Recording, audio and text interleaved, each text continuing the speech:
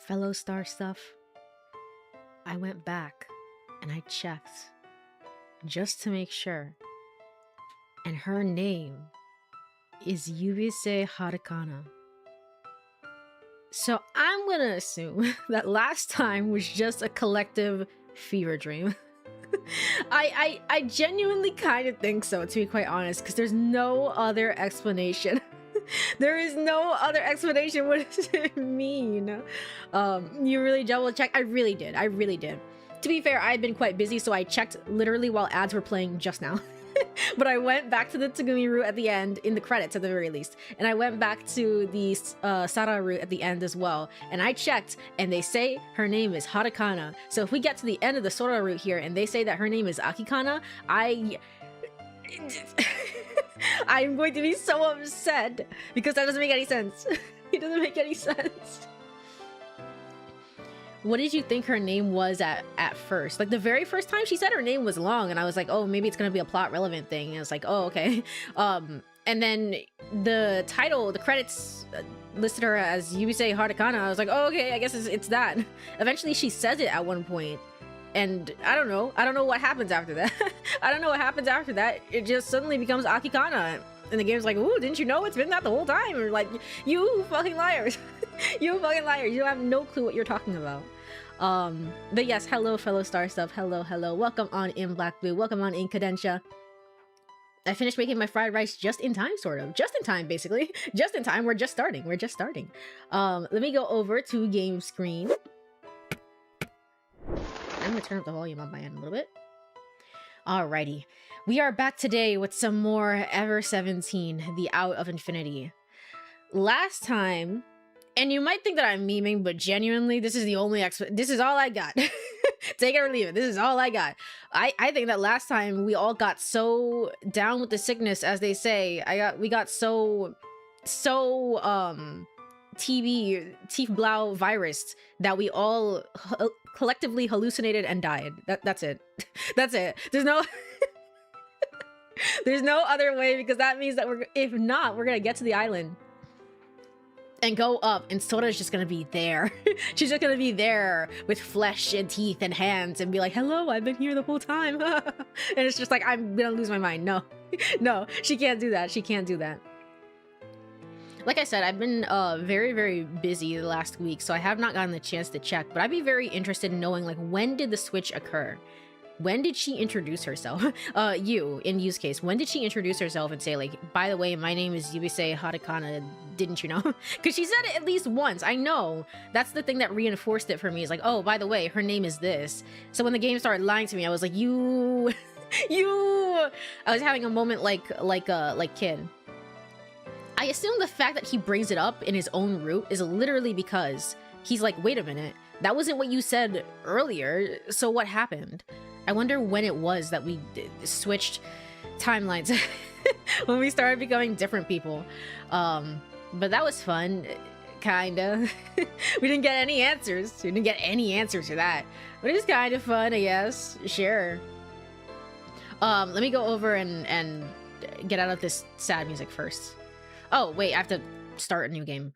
He was in the middle of a blue world. There we go. There we go. Squid, thank you so much for the lurk. Have a wonderful lurk. Thank you so much for stopping on by.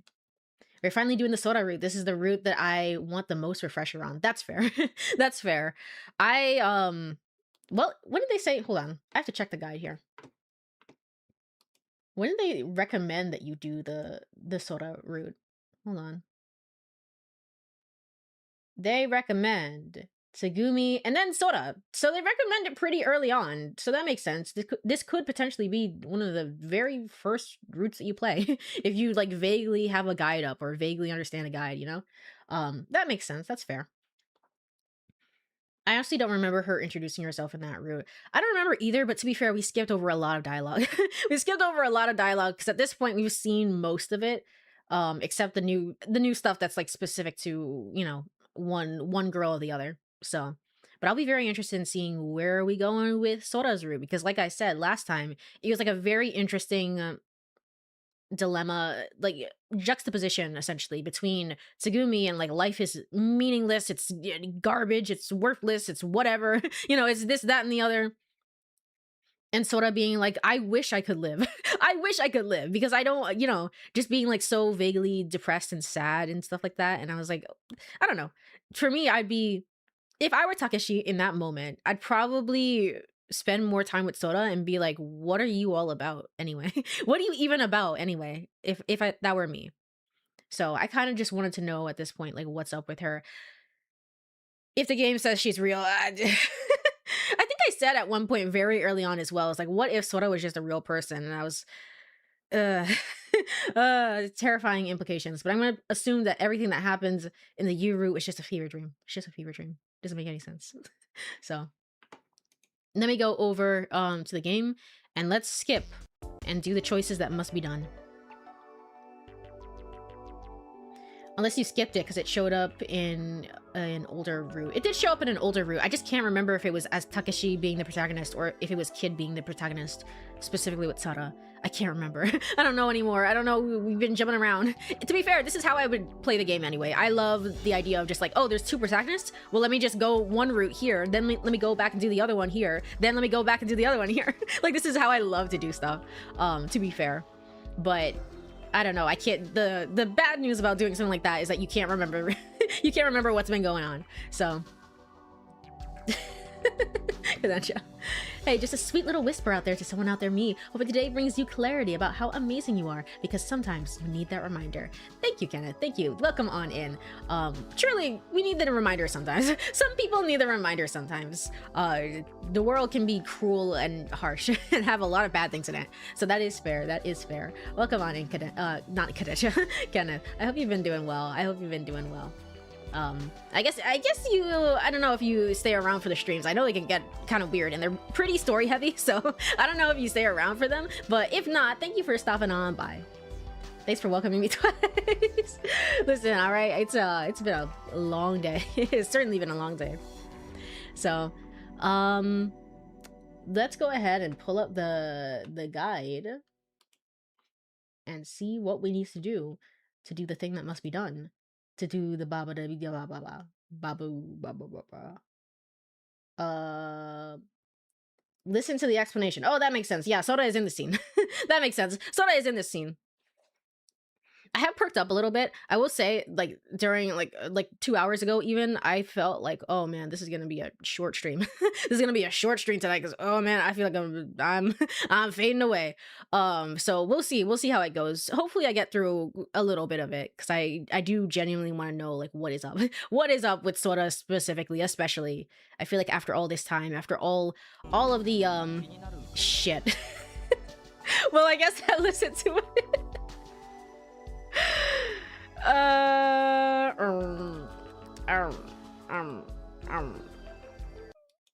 Oops. That's so awkward. Why did the game quit like that? That's so weird. Oh my god. Why would the game do that? That's so strange. That's literally just like so strange. Here. Anyway, woo! Hey guys, welcome back to my playthrough of Ever 17, The Out of Infinity. Today we're gonna actually talk to Sora and listen to her and respect women when they're speaking, but not Coco because she's a child. She's a babble. She's a babble. That is such an anomaly. Stream just started. Yay! Yay! I've been living in your streams. Fair enough. Sorry, I can't always talk. It's just I have to spread the possibility a lot to other streamers. No worries. That's fair. I wasn't sure if you were like caught up on the lore of some of the games or if you're just kind of like stopping on by. Either or, completely fine. It's completely fine with me. So even for a little bit, thank you so much for stopping on by. I appreciate it.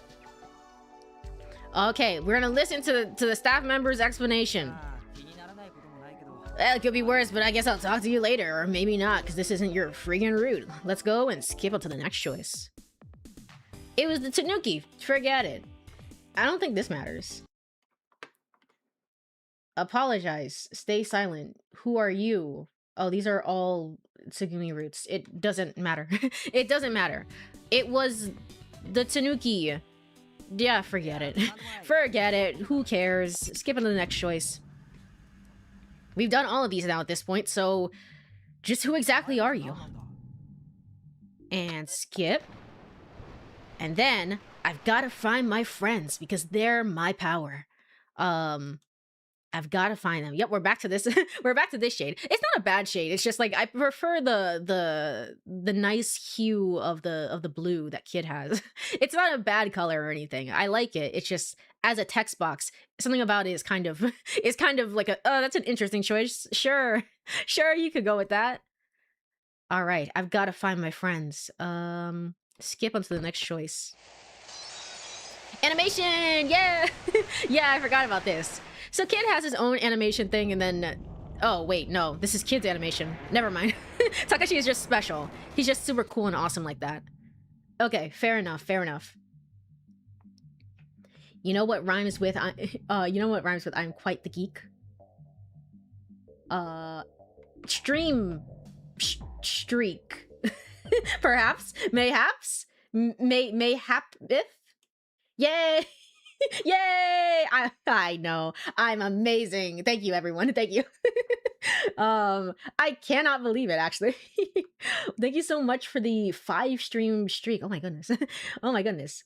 Yeah, it doesn't show up for my multi-stream chat, but it does come up in the activity feed at the very least, so I can see that. I don't have to tab back over to Twitch every time I need to see that.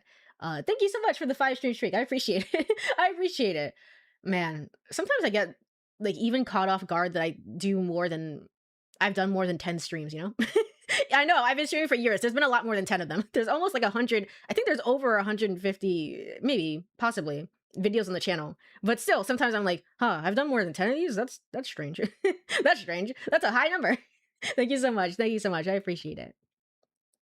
The best time when you've already made everything so you could just skip all of the early game. That is true. Although I was a big dum-dum and didn't take any notes, so I hope none of this is going to be relevant on the final exam. Let's check the guide.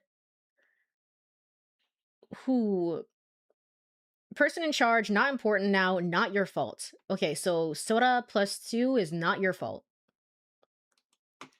Gotcha. It's not your fault, Sora. It's not your fault.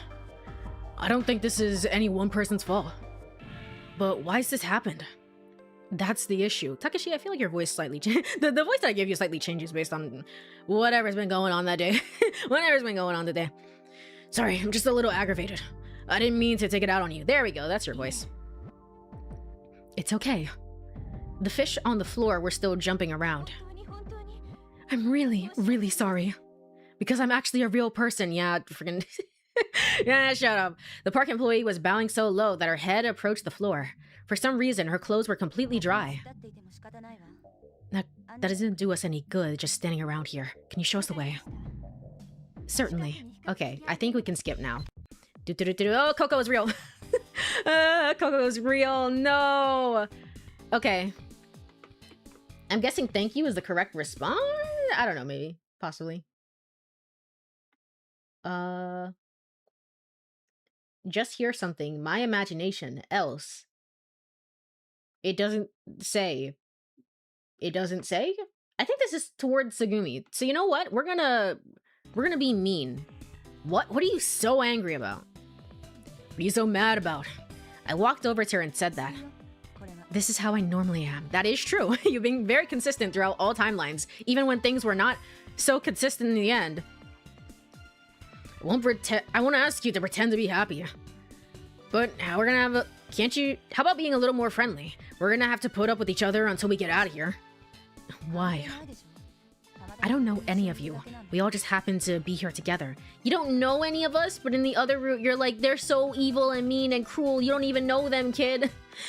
Why are you like two different people?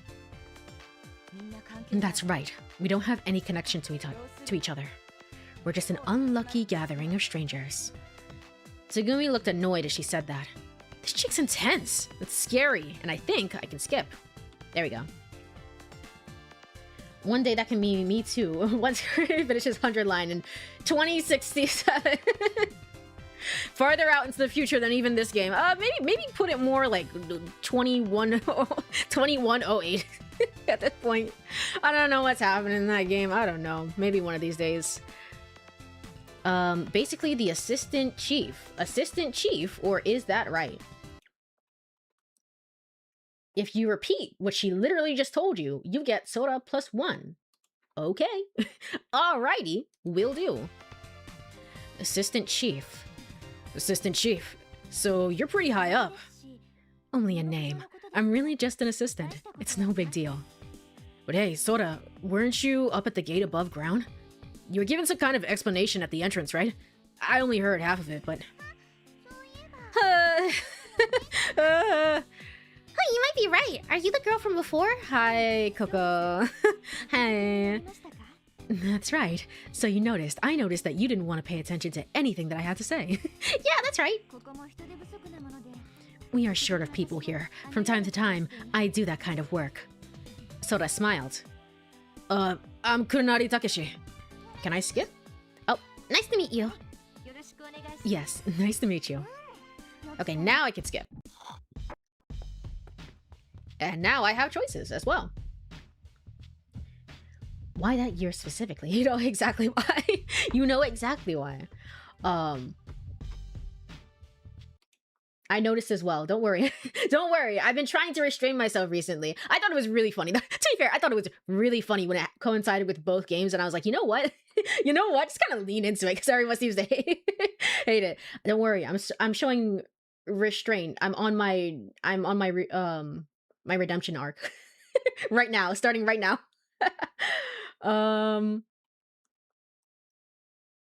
Let's see. It does not matter. It literally does not matter. So you know what? Just go to all of them. Yu's gonna tell us about her father and whatever, and we didn't get any answers for it, so who gives a shit about your father? Who cares? Who cares? Security office. Kid, you're freaking out. This is where we tell Kid the year, and we're a big dum-dum. We're wrong. We're super duper wrong. Let's go over here. The warehouse. Aw. Thought I was supposed to be there. If only she were real. And then the infirmary. Yippee! Satisfied with the explanation. Unsatisfied with the with the explanation.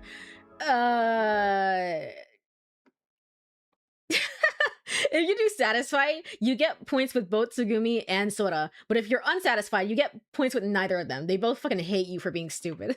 Okay. Alright, fair. I'm satisfied with the explanation. I understand everything. Yeah? Perhaps. I'm about to start my aggressive arc. Everyone's starting their own arcs. Yay! Yay? Perhaps? Everybody makes mistakes. It's not your fault, Soda. I think the answer probably would be it's not your fault, Soda, but let's check.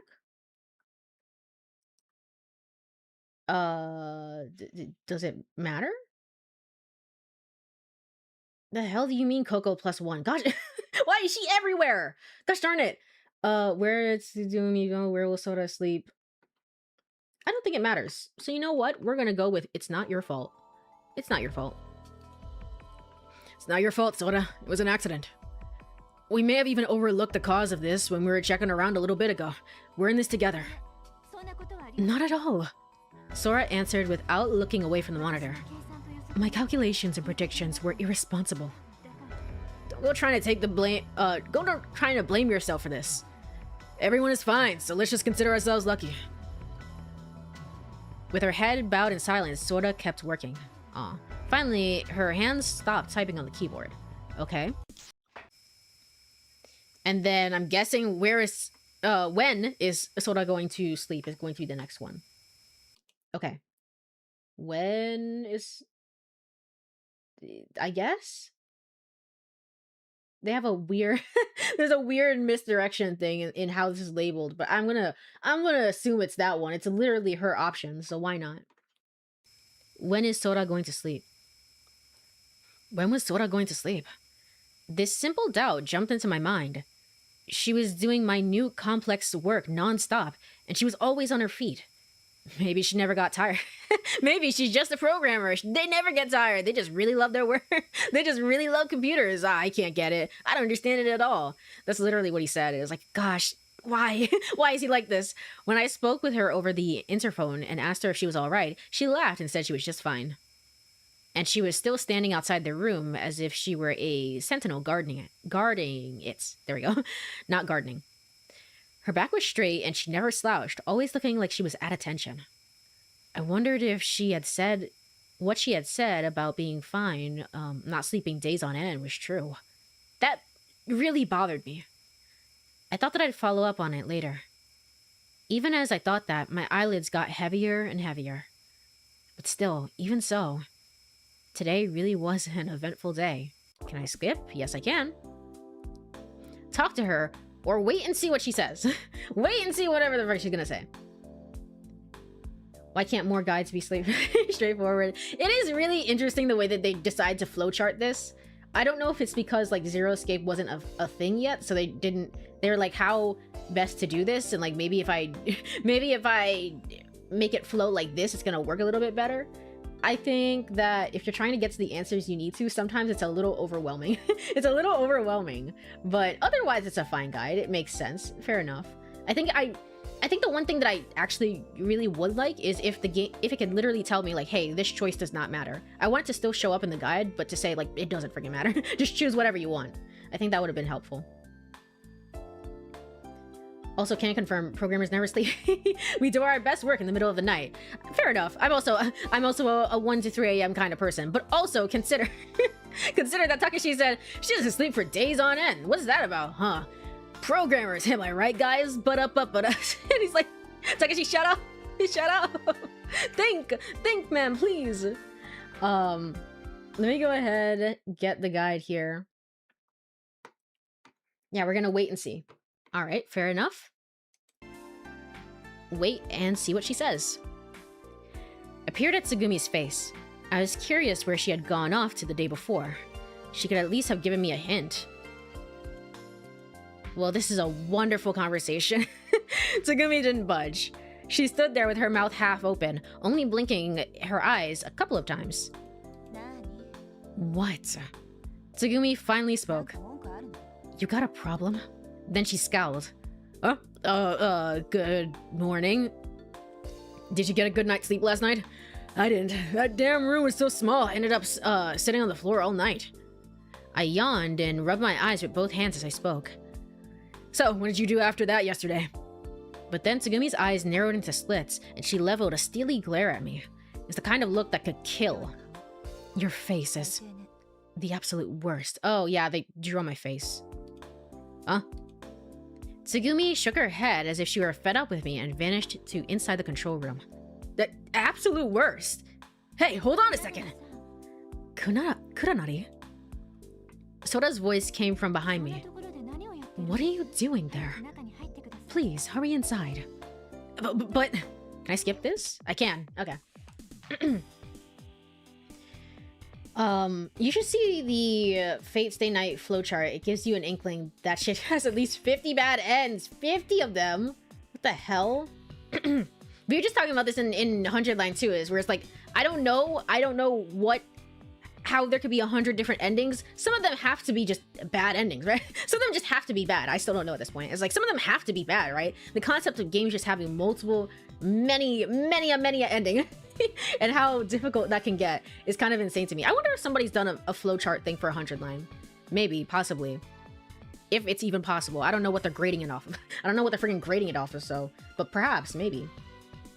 It has a lot of different flags. Man. Oh my gosh, that sounds intense. That sounds rough. I will say we attempted to read the friggin' the 428 Shibuya Scramble Kanan anime thing on stream. We attempted to do that a very long time ago. That was when Shu told me that it apparently was written by the the Fate Stay Night people. It has the artwork, but apparently it's also written by the person as well.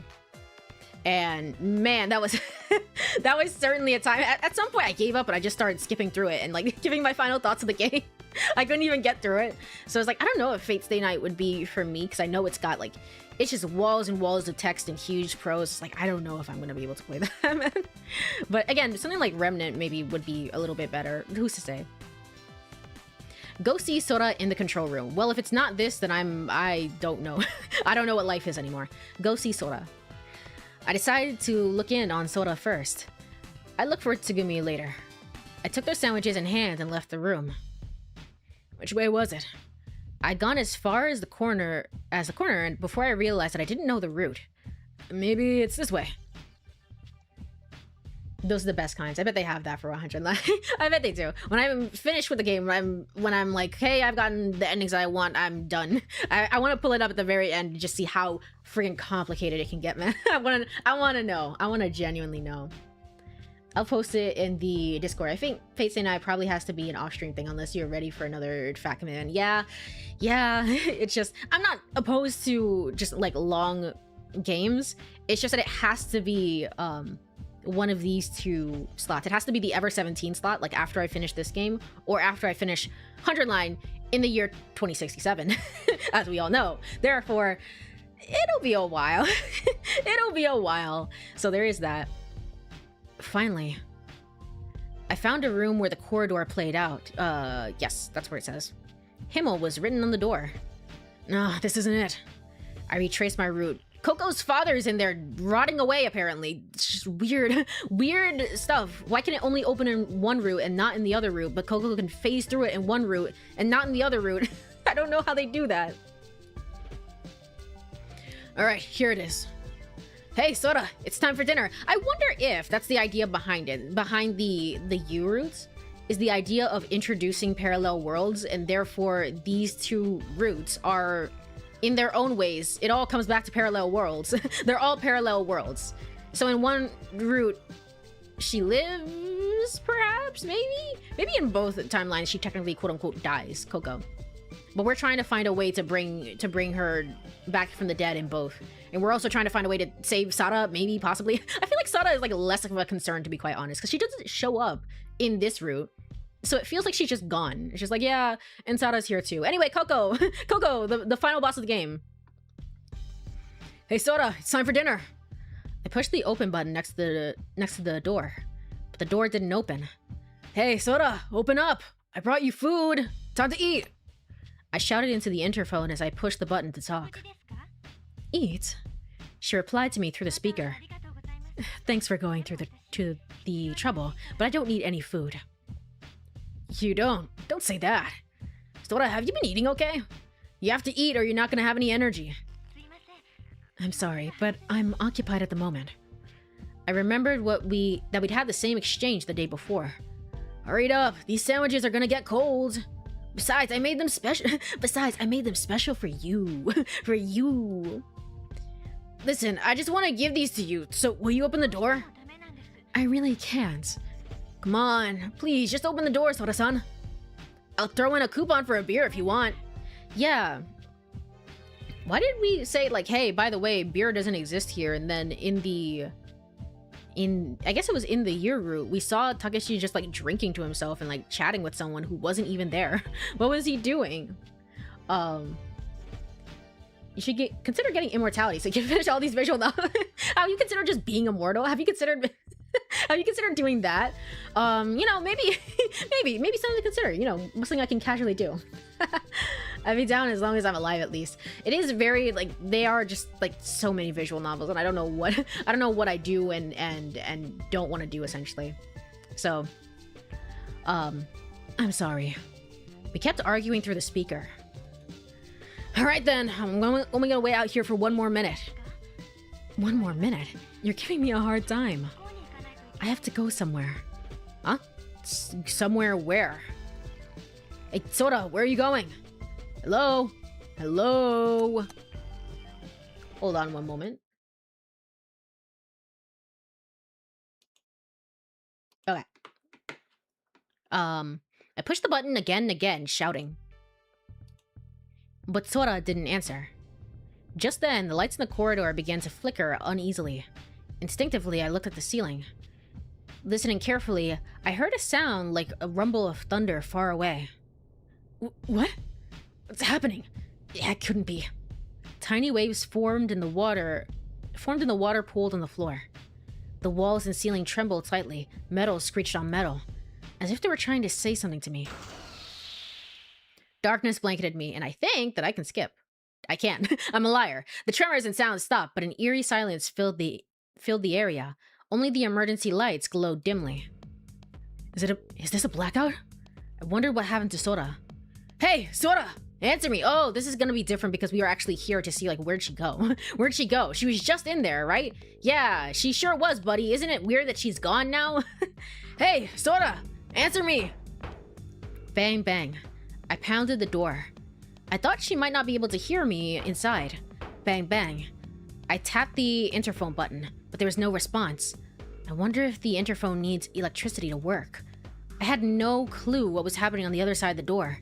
I figured the only thing I could do was get the door open. I heard footsteps approaching from the darkened corridor. Who's there? In the far darkness, I could make out 4 familiar outlines. Oh, Kuranari, you... as much as I love you, but also... You. You positive, but also you negative. Very negative. Takepyeong! And then Coco is just negative. Possibly, maybe. You have to be on our route first. Splashing through the water, the 4 of them walked over. Oh, all 3 of you are here. Hey, have you seen Sora? No, but she was inside here until just a moment ago. Now she won't answer, and it seems like the door is locked. What happened? I don't know. Anyway, let's get inside. How do we get this open?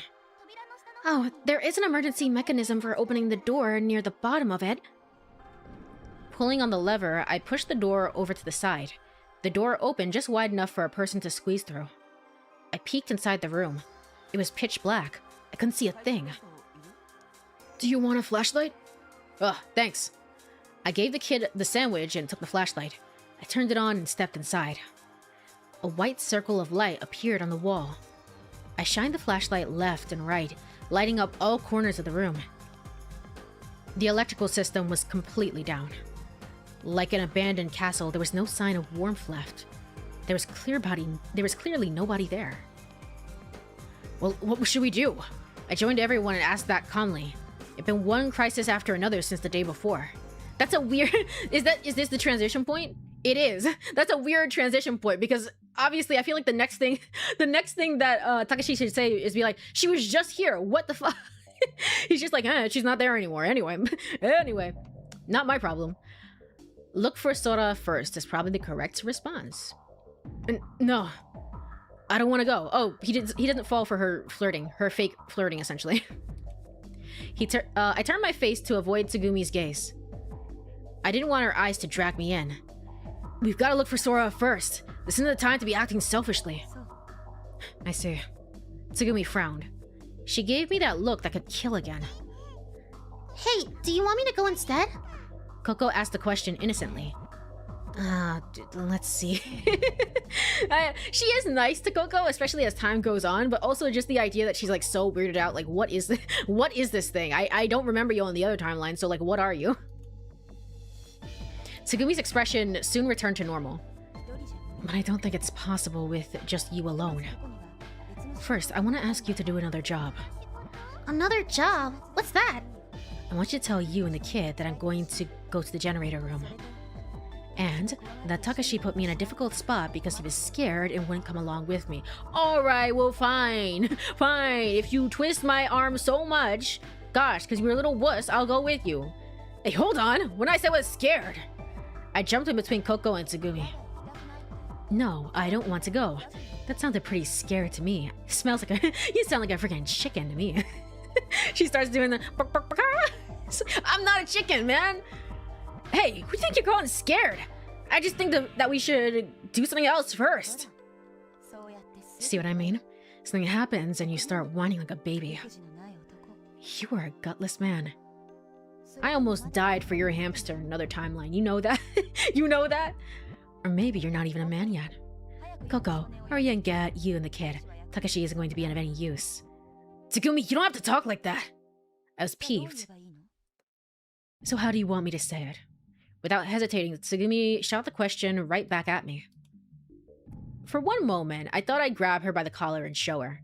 But I dropped my hand. Takashi has this thing where he likes to punch people a lot. Takashi has this thing where his first reaction is just like, yeah, violence. Just slap them, just like base violence thing.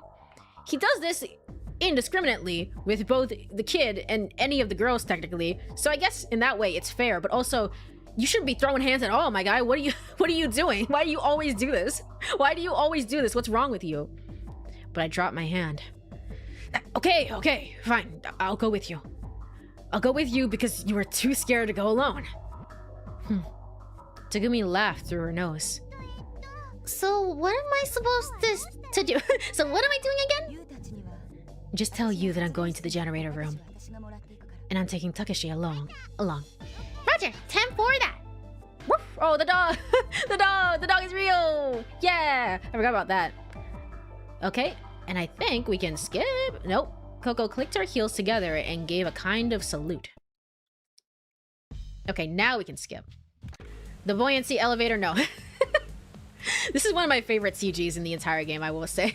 Just her looking so proud. She's like, yeah, this plan is gonna work for sure, for sure. Like, she didn't think at all. There was just no brain cells.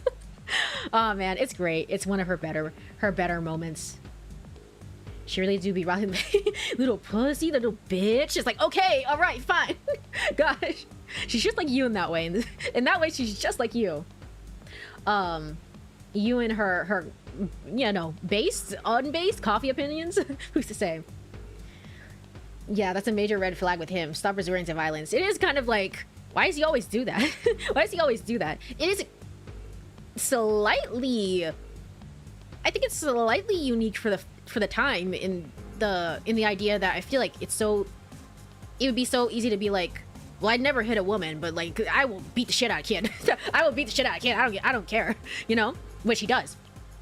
But he just indiscriminately is just like, yeah, anyone who angers me, and it's just like, yeah, buddy, you don't have to do that. It's not that big of a deal. What's with that anyway? He just feels strongly, I guess, is what the game is trying to relate with that, but I don't know if I agree. Decided to escape, thought that I maybe washed my hair. Did this choice matter? I don't think it did. Yeah, it does not matter. So you know what? We're gonna decide to escape. We're gonna be smart this time. Because one of us has to have the brain cell. Decide to escape. I decided it would be best to escape. I didn't want to be around that crazy woman anymore. I discreetly reached for the handle of the watertight door. What are you doing? You said you would come along with me. Tsugumi grabbed my wrist. Tsugumi's palm was soft and wet. There was a soft suction-like feeling when she grabbed me. Yeah, yeah. Tsugumi stared at me. It was a serious, hard look. Fine, have it your way. I'll go along with you to the end, even if we sink to the bottom of the ocean. I made up my mind. Just then, don't say that. Don't say that. Imagine if we were on the other route. Okay. And now we can skip through all of that. I know it. I don't know it. Do you know the Archimedes principle? Of course. Unfortunately, I do. Does this matter? Does this matter? It does not. It does not matter. So you know what? We're gonna say I know it. Dang, you're annoying. Of course I know about it. The buoyancy of the submerged object is equal to the weight of the liquid displaced by the object. And what does that have to do with what we're talking about? How about you figure out the rest yourself? How about you figure it out? How about you figure out what fucking year it is, Tsugumi? Alright? Gosh, I hate the attitude. There she went again. She would tease me along, but that was it. I gave a deep sigh and shook my head. Alright. Skip until next choice. About the air pressure of the generator room, I don't think this matters, so let's say this one. There is something that had been bugging me, so I decided to take the opportunity and ask about it. It's about the air pressure of the generator room. A while ago, until you closed that valve, really hot water was being pumped in, right? And that water turns to steam and it gets more and more packed in there. What's more, it's steam at a temperature of several hundred degrees. So that means that the air pressure in the room is just getting higher. For example, it's like if you poured a bunch of water into a kettle, welded it shut, blocked the spout, and put it on a fire. Then it would finally go and explode with a boom, right? But somehow the generator room is fine. And? I mean, why is that? Is that what you call a meaningful question? You bet, it's a matter of life and death. It sounds to me like a typical stupid question, but whatever. First, you have to think about when the generator was functioning normally. At that time, steam would spout on and off and turn the turbine, is this gonna be relevant? Is this gonna be important? Or is the game just like, is this just Uchikoshi lore dump of just like, yeah, if you want to know why this is the case, here you go. Here you go. At that time, steam would spout on and off and turn the turbine.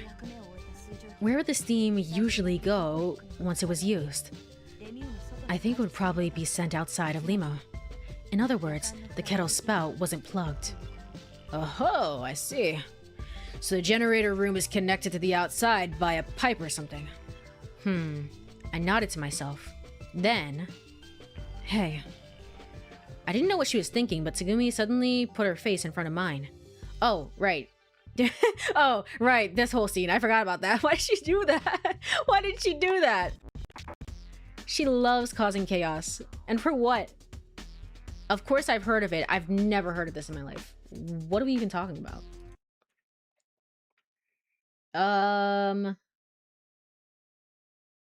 The rest of the choices are Coco. The rest of the choices for this day are Coco specific. So you know what? I'm just gonna go with. Of course I've heard of it. At this point, genuinely, yes, I actually have. Of course I've heard of it. Of course I know it. Of course I know it. I answered, full of confidence. You want me to set up the cards? Oh yeah, the game. Yes, please. What? Wait a minute. What in the world are you talking about? Yeah, this one. Okay. We can skip through it. What, are you guys scared to play Super Memory? Are you bad at it?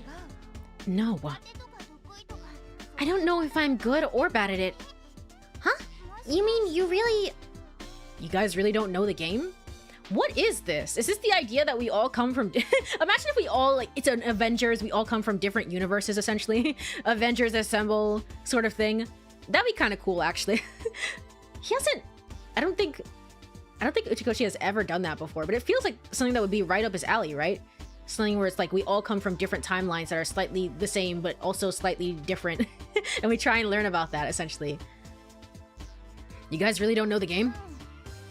Nope. Me neither. You're kidding, I don't believe this. I was stunned. Well, we don't know what we don't know. With that, you clamped up. It's a pretty famous game. At least I thought it was. But it's no problem. The rules are simple. I'll teach you. Okay, she does that. Besides, I realized that she might not have eaten anything since breakfast. Alright, this one's for Tsugumi. I gave Tsugumi one of the sandwiches that I took from Kid's hood. Okay, this should be the same. Tsugumi took it without saying anything. Never mind. The remaining one I held out to Sora. Okay, I can skip that. It's interesting where the story decides to break off the skipping point and where it doesn't. It's very interesting. What about it? No, don't say anything about it. I know. Well, I should know. And I assume that's gonna get points with Sora, but you know what? Maybe it doesn't matter at all. Maybe it doesn't matter at all. So, what about it? So what? What about it?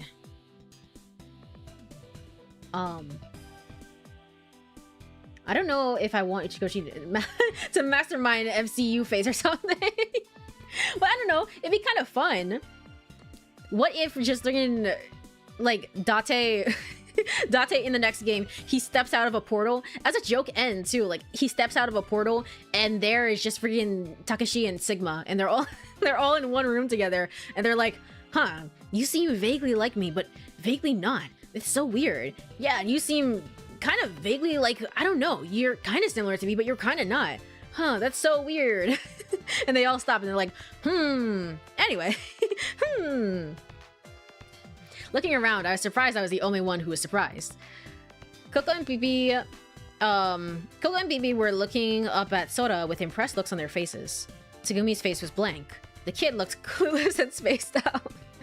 I feel bad for you, buddy. I feel bad. Jeez, oh well. You was laughing at my bewilderment. Why did she do that? Why do you have to be so suspicious when you're not? Why? Why do you do that? Enough fun at my expense. Tell me what's going on. All right. Sora, sorry to bother you, but could you introduce yourself again? Yes, of course. The punctured can had stopped fizzing. Sora took a step toward us, carefully avoiding the sandwich, and straightened up. After a slight bow, she spoke. All right. And then we go here, and I'll pass or I'm in. I'll pass or I'm in is my answers here. Uchikoshi walks out of the space-time portal. Fine, I'll do it myself. Fine, I'll just do it myself. Do you think Uchikoshi, genuinely, this is a genuine question, do you think Uchikoshi is the type of writer who would be like, in one joke ending of one of his games, is just Uchikoshi, like his own game version, just like walking out of a portal and being like, well, and just like, I don't know, some sort of like David Cage style. But not like that, but more so just being like, I'm in the joke end for like 5 minutes before we all die. For 5 seconds before the planet explodes and we all die because you did the wrong thing. I don't know. I don't think it's entirely out of the question, but it kind of depends as well, because I know he's taking a backseat a little bit from Eye the Somnium Files, so it kind of depends. If he was still at the helm of it, I would say, you know what? Yeah. I would say, you know what? Sure. Yeah, I think he could do that. Or I think he would do that, rather.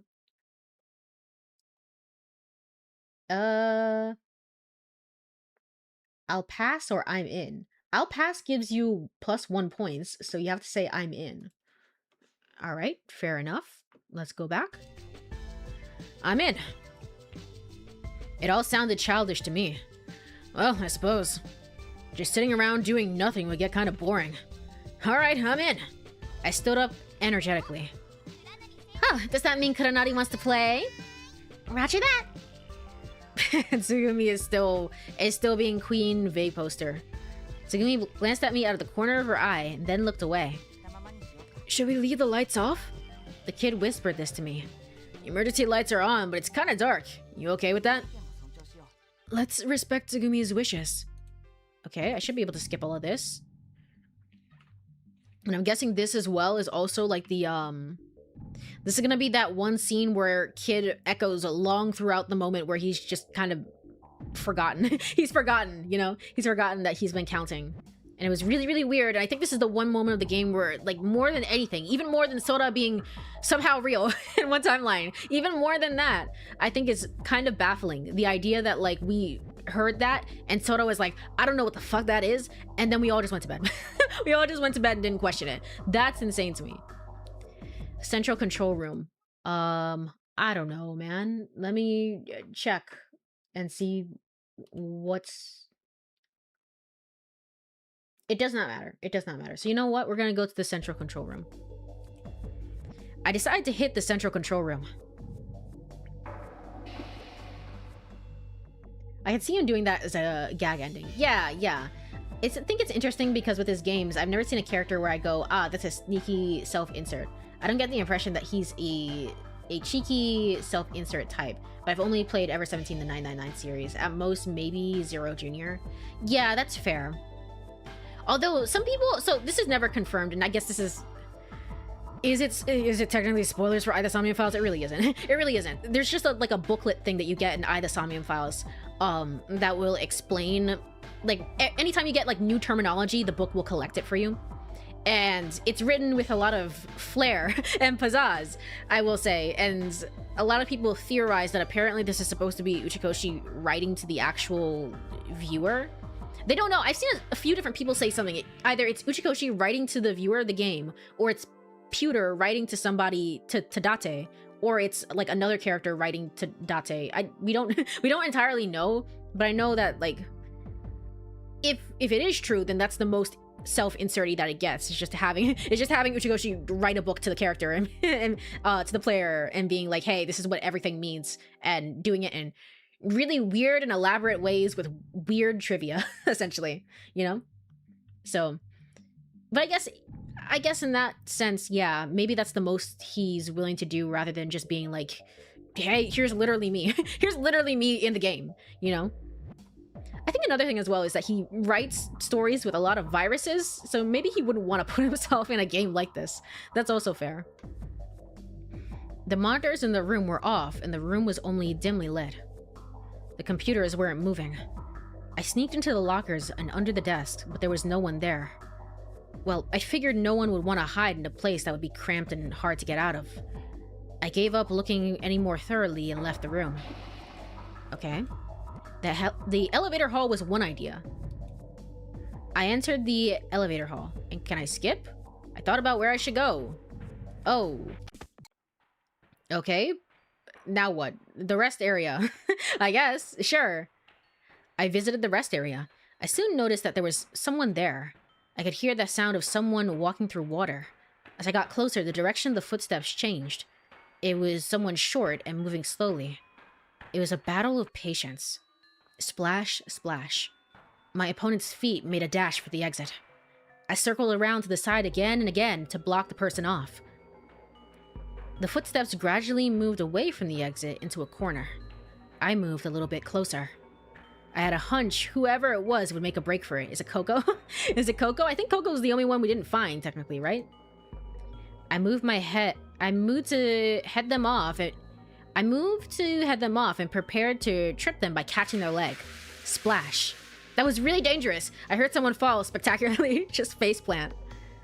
Hey, I don't know if you're all right. I don't know who you are, but are you all right? Because, man, you ate shit there, I gotta say. I stumbled. I thought I was near where the person had stumbled, but it was too dark and I couldn't see much. I wonder if this might work. I took my PDA from my pockets and set the monitor backlight on maximum brightness. But it was weak and nothing compared to a flashlight. I thought it might be brighter, but it was dim and didn't amount to much. Oops! My hand slipped. My PDA looked like it was heading for the water. Gosh darn it, Takashi, why do you do this? I snatched it right before it hit the wall's surface. Huh? I glimpsed something reflected on the water's surface, moving. The biggest fish I'd ever seen started sliding away in the water. What is this creepy, the use of creepy music and then also being like, yeah, it's a fish in the water and oh, what's gonna happen? The dim lights, ooh. Well, if it ain't the kid. I scooped up a handful of seawater from around my feet and dumped it on his head. Oh no, you found me. Yup, just a fish. He's like a fish. Splash. As soon as the kid stood up, he tried to get away. But he had a hood on and that hood was filled with water. Splash. The weight of the hood dragged him backwards as he kicked his feet into the air. He fell into the water once again. How big is the hood then? How much water did you put in there? Hey, this feels pretty good. Shut up, kid. The kid swam into a breaststroke in a small pool 15 meters deep. Is the water cold? A bit. He glided along, enjoying himself. That was probably what he meant by taking to water like a fish. In the darkness, he swam to the other side of the room. Hey, just so you know, that exit is the long way around. Huh? Read my mind? The kid gave up and stood. I thought you wouldn't see me if I was in the water. He laughed as he said that. Keeping me on my toes. You're like a ninja or something.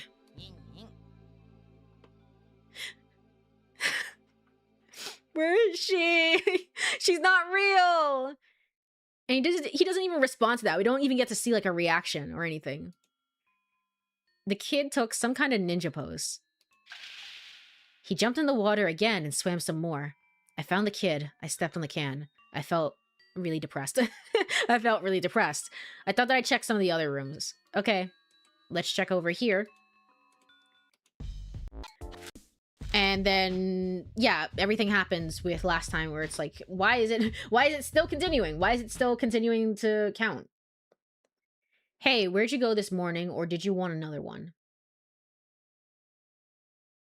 If you say you want another one, you get points, so we're gonna say, where'd you go? She really doesn't like the direct questions, does she? She really hates being questioned. Where'd you go this morning? By the way, where'd you go this morning? Why? What do you want to know that for? Well, when everyone went to bed, you were still with us, right? But when we got up, we couldn't find you, so... So what? It's none of your business. That's not true. I'm in charge of breakfast, right? So I just wanted to know if you wanted some. I ate, okay? Enough already. What? No, I mean, yeah, but... It was on my mind, you know? I guess I was worried. I wondered what happened to you. Where'd you go? Where do you always disappear to? I guess I just wanted to know. Hey, I got it. You just had to find a place to go by yourself, right? As usual, those questions were getting me nowhere. Well, if you don't want to answer, don't worry about it. Boom. Well, she did say that she hates pointless questions. I think there's a point in knowing, like, hey, where have you been going? But I guess she doesn't want to be found out, like, hey, I've been going possibly to the Himmel door and then to figure out the password, and then also possibly to spy on Sora, and then also possibly to find Chami. So skip until next choice. And what's the correct response? We're gonna find out after these messages. It's time for the first break of the stream. Let me go over to Burb screen. Alrighty. We're still, I mean, there's still like a few new scenes here and there, but for the most part, it's just playing catch up. We're still very early on and still we haven't even started what is truly the Sora route, you know? We haven't truly started what we're about to experience. So we're just kind of along for the ride here. But when we come back, I will figure out whether or not Tsugumi is gonna get stabbed in the leg again for a second time. If you're here, stretch, get some water, all the good stuff. I will be right back in 3 minutes. See you then.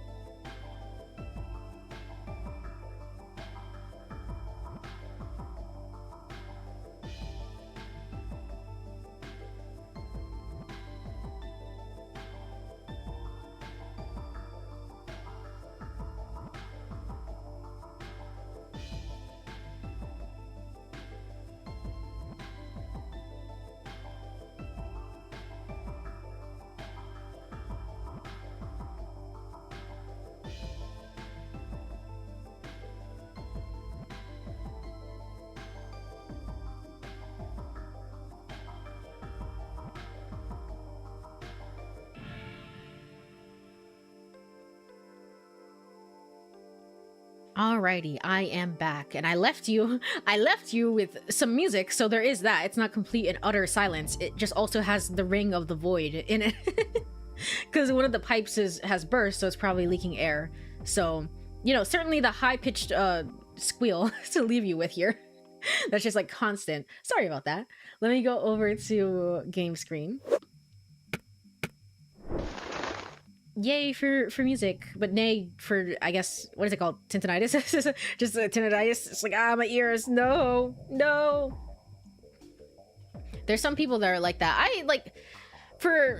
I don't know, for some people it bothers them more than others. I think I'm one of the people who it doesn't bother as much. For me, the only example that I'm thinking of right now, for example, is like the Great Ace Attorney has some tracks where there's a really high-pitched sound in it. And I can definitely hear it, but it doesn't really bother me. For other people, they hear some of the sounds in the Great Ace Attorney soundtrack. They hear that high-pitched squeal and they're like, oh my gosh, make it stop. Even though the music is so amazing and fantastic, they're like, make it stop, please. No, please. So that's fair. I don't think it bothers me too much, though. Let me go pull up the guide and let's see what we're supposed to do next. If we go counterclockwise, it's is for Tsugumi, so we go clockwise, I guess. Sure.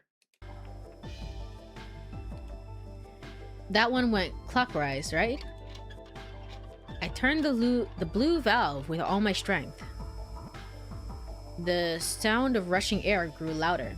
It doesn't bother me. I get irritable when in complete silence. That's fair. That's fair enough. I feel like most people are kind of like, they always want something in the background. Like, even me, it's like, I kind of want something in the background. Even if it's like a little chill, a little like I talked about this before. One of my favorite video, like, I love video essays. I love video essays specifically about that one, like, kids / teens 2000s show, early 2000s show that you barely remember.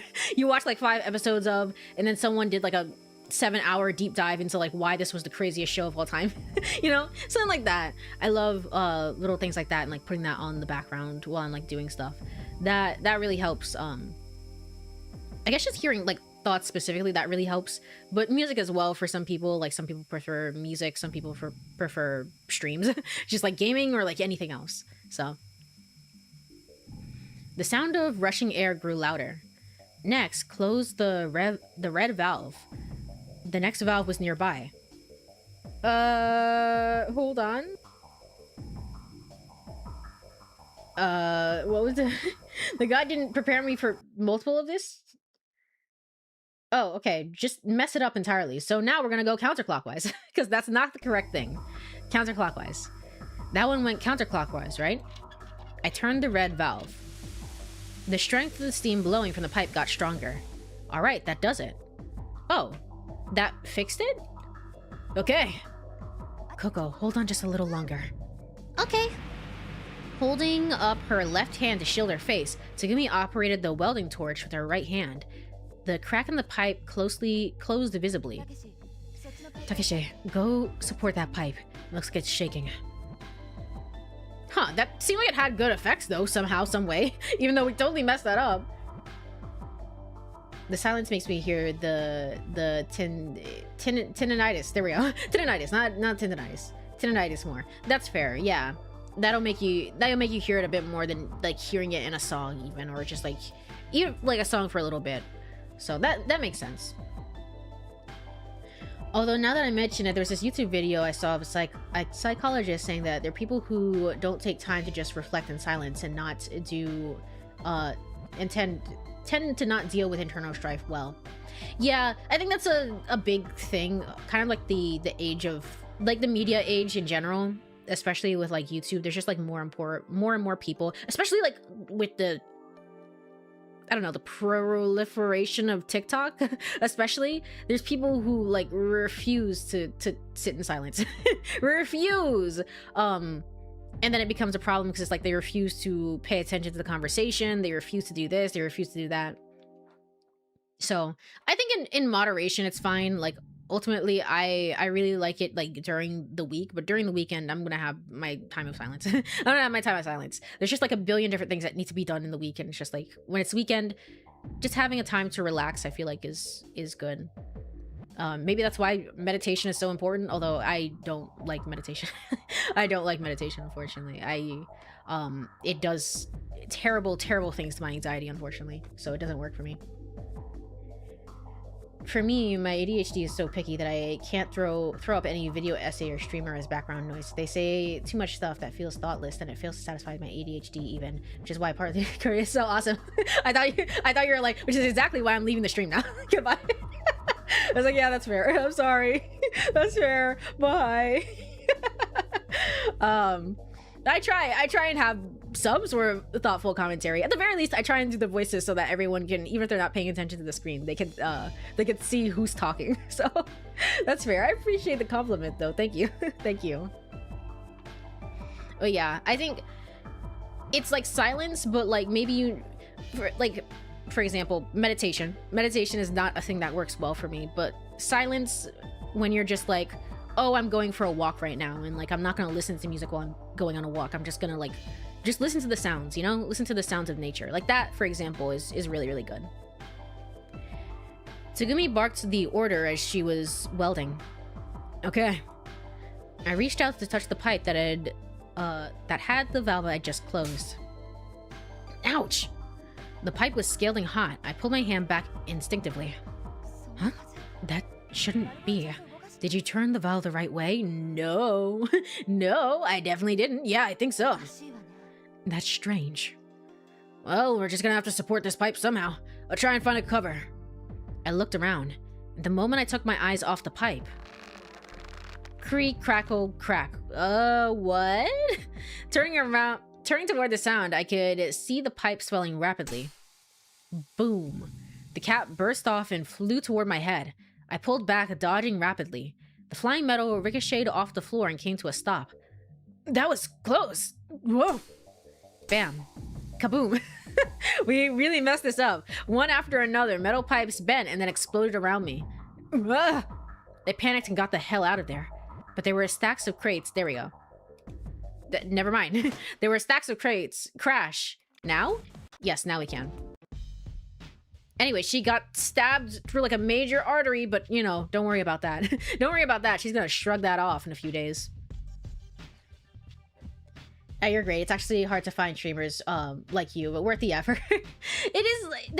There's quite a few like I guess that goes into like smaller stream culture in general, where it's like there's quite a few streamers where it's just like, yeah, the vibes are really comfy, they're really, really good. I'm enjoying listening to what you have to say, and it's like, why don't you have hundreds of people watching you? Why don't you have like there's video essays. I guess this ties into video essays as well, right? Where it's like video essays I'm watching and it's just like, this has, I don't know, like maybe like 10k views or something, or like 20k views, and it's like, why isn't everyone watching this? This is really, really in-depth and fascinating. That's just how it goes sometimes. That's just how it goes sometimes. You can't help but wonder sometimes. My issue is why I can't handle a slice of life. Why I can't handle slice of life so much, because the writing and slice of life characters just makes noise at each other. Doesn't even slightly matter in the existence. Yeah, but have you ever considered that that noise is just kind of life, to be honest? Have you ever considered that like sometimes people just yap for the sake of yapping, and that's it? That's just life, and why slice of life is so amazing. It's great. That's a major appeal of slice of life, when things happen of no consequence. Yeah, I will say you're speaking to a slice of life fan over here. you are speaking to one who just like loves just like random pointless stuff that just does not matter. It does not matter. But of course, if there's character development in there, then that's always the best. That's always the best. Go or don't go? Yeah, you invited me, Sora, you invited me. You were like, I have something to talk to you about. Isn't that so strange and crazy? And I couldn't go with you. Okay, Sora +1. Set GS. G5? The hell is that? Whatever. Okay, sure, whatever you say. Whatever you say. Anyway, let's go. Okay, where are we going? To the dolphins. To the dolphin carousel. I like that place. Alright, let's go. As we left the infirmary, you and the kid were looking at me with curious expressions on their faces. What's up with them? Just like, looking like they were just the... Let me try reading it one more time. What's up with them? Looking like they were just a bit on the butt by something. You hid yourself away from them. Why did you do that? Why did you do that? That's so cruel. I'm guessing. Sora answered me with an amused laugh. They thought you were talking to yourself. Oh. So you were talking to Sora that one time. Why were you doing that? Why were you doing that? Sure, I guess you could do that as well.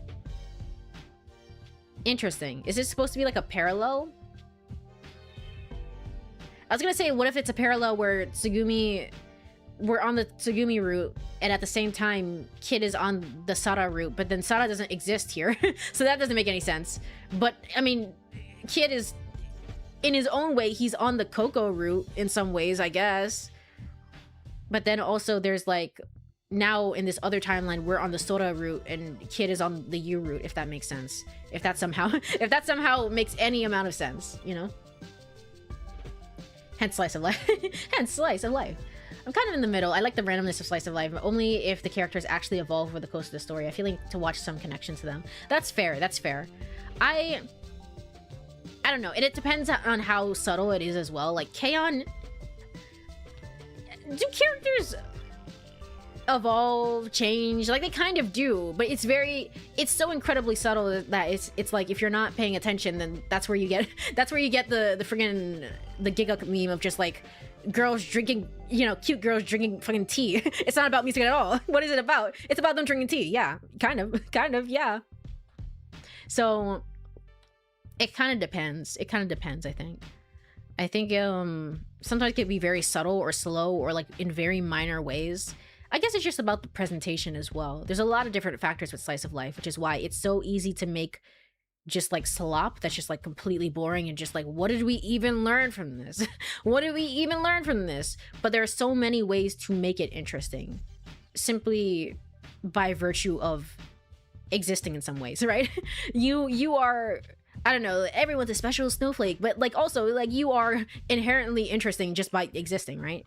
And so characters and slice of life can be inherently interesting just by having characters exist and have a story to tell, you know, if that makes sense. So, but I agree. They have to showcase that in a believable and understandable way. And to be somewhat fair, most of what I was thinking of when I was saying slice of life is the Saturine Moe Blob nonsense. That's the equivalent of like a mental diet, Jolly Ranchers, and Starburst, but not K-On! But not K-On!, right? Not K-On!, please don't say K-On!. K-On!, I love K-On! If you don't know. I love K-On!. I think K-On! Is, I don't know, maybe like my top 3 anime. I think they freaking killed the anime adaptation. I think they're amazing. Saying that as someone who read the manga and thought the manga was just like, man, this is boring as hell. This is boring as hell, I'm not gonna lie. So there is that. I also enjoy Moe Blob though. I also enjoy Moe Blob. I think it kind of depends. But there is a lot of Moe Blob that's just like, it's fucking nothing. I will agree with you there. There's a lot of Moe Blob that's just like absolutely nothing. But the point is just like everything is so cute and sweet and like I'm gonna die of diabetes, you know? That's just kind of the point of it. You can literally turn your brain off and you don't have to worry about anything. So I guess it depends. Okay. No, wait, why? I was talking with you.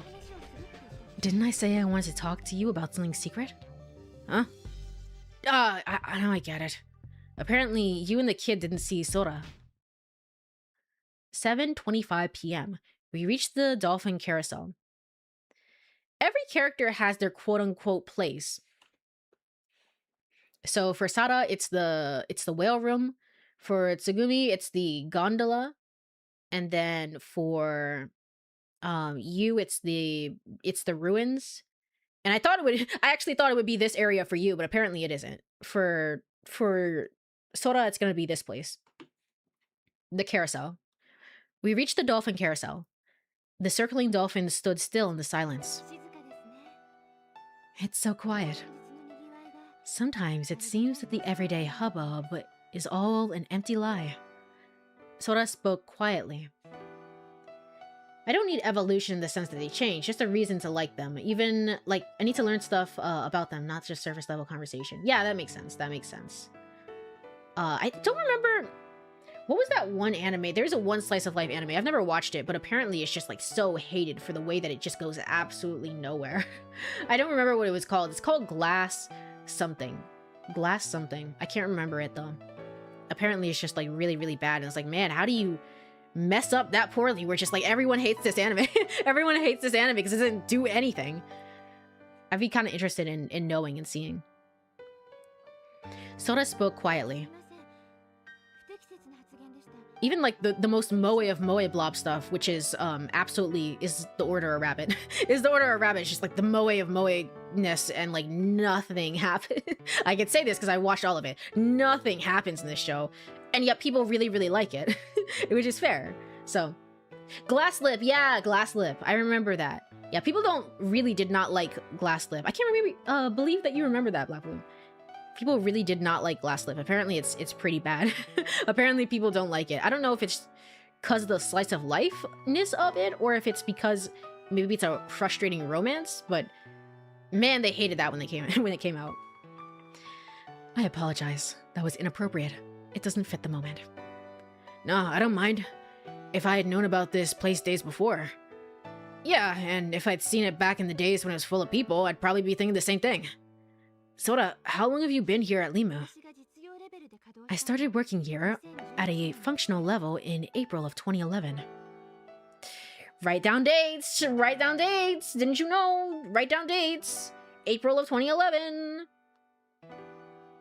Because this game loves to lie to you. Loves to lie to your face. Okay. April of 2011. Wait, so what year is it? It's 2034?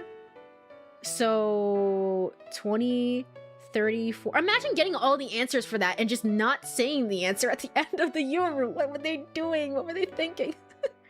There is a charm of it. I wanna clarify. Even though I think that the ending did shit the bed a little bit, like quite a bit towards the end route, because all of the things that I liked about it were never resolved whatsoever. It is a very Uchikoshi level of just like, what the fuck is happening? And like me losing my mind at like Sora and everything else was fun. I haven't laughed that hard in years.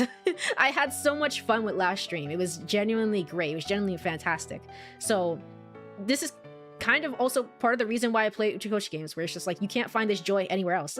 You can't find this like absolute just mindfuck, what are we doing right now, anywhere else. April 2011. You've been working here for 23 years. Gotcha. I started working at a functional level in April of 2011. So since then. 6 years, huh? Yeah, 6 years. That's crazy, right? That's crazy, man. Yes, that is correct. I don't fucking believe you. I don't believe you. Oh god, Glass Lip. Even you know it, Albert. Hello, welcome on in. I hope you've been doing well. Welcome on in. See, everyone knows it. It's just like, it's not that great. I've never seen it, but I just know it by name. Know nothing about the slot. Yeah. It was apparently not great. Romance, but it had such a dog shit rating that I skipped it. Yeah, exactly. Okay, maybe it was the romance side of it per se. I know that I've watched some anime where it's just like the romance side of it is just ruining everything and everyone and everywhere, everyhow. So that's fair. I did not watch K-On! Or Lucky Star because it did not interest me given that even to give them a shot, but I enjoyed both seasons of Order of a Rabbit. Yeah. Order of a Rabbit was very like that's like laboratory refined down to a science. Like, we know what works. We know what works here. That's fair. I've never gotten into Lucky Star. I think Lucky Star is too... It's full of memes too. I don't know if I would really enjoy it because, like, surprisingly, I didn't enjoy Nichijou as much as I thought I would as well. So it's like, in the same way, it's like, am I gonna like Lucky Star? So I also kind of avoided it. But yes, that is correct. Anyway, said like a liar. Yeah, Sora. Yeah, freaking liar. 2,223 days.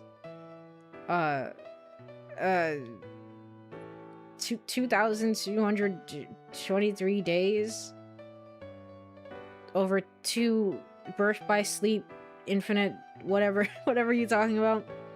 365 is 6 years.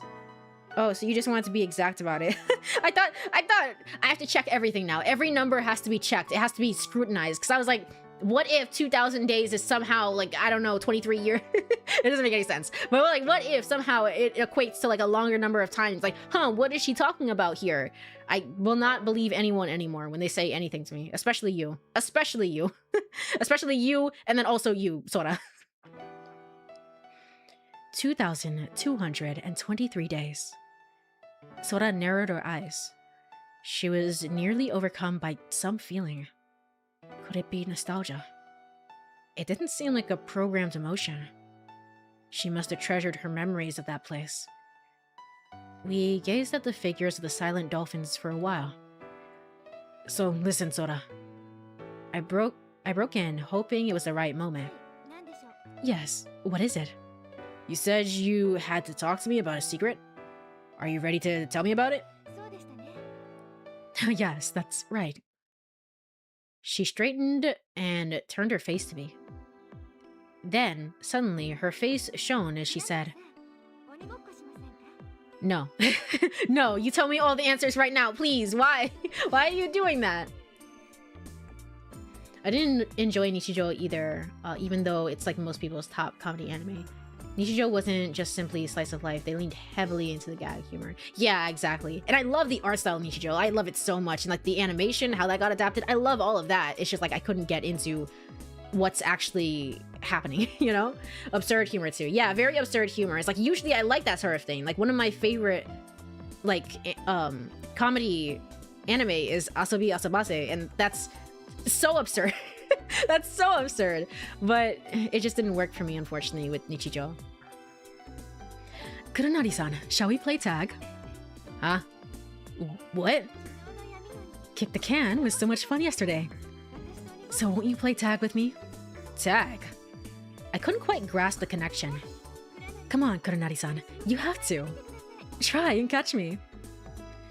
She casually floated up off the ground and moved off as if she were gliding. Hey, wait a minute. Sora! Come on, this way. Where'd you go? I immediately looked around for her. I find all the CG art and sprites for her to be like... I all kind of like them. They're always slightly cute, slightly sexy. They're always... I don't know, they're kind of nice. I think it's just like her general design that gives off the vibe of it, of course, but also she's just like a fun, I don't know, she's like a fun character to like see just interacting with the world, especially because she can like float and stuff. Remove window, even though I don't think this will be the thumbnail because it's so tiny. She's so tiny. Right here. Over here. Where are you looking? She would flicker into view here and there and then disappear again.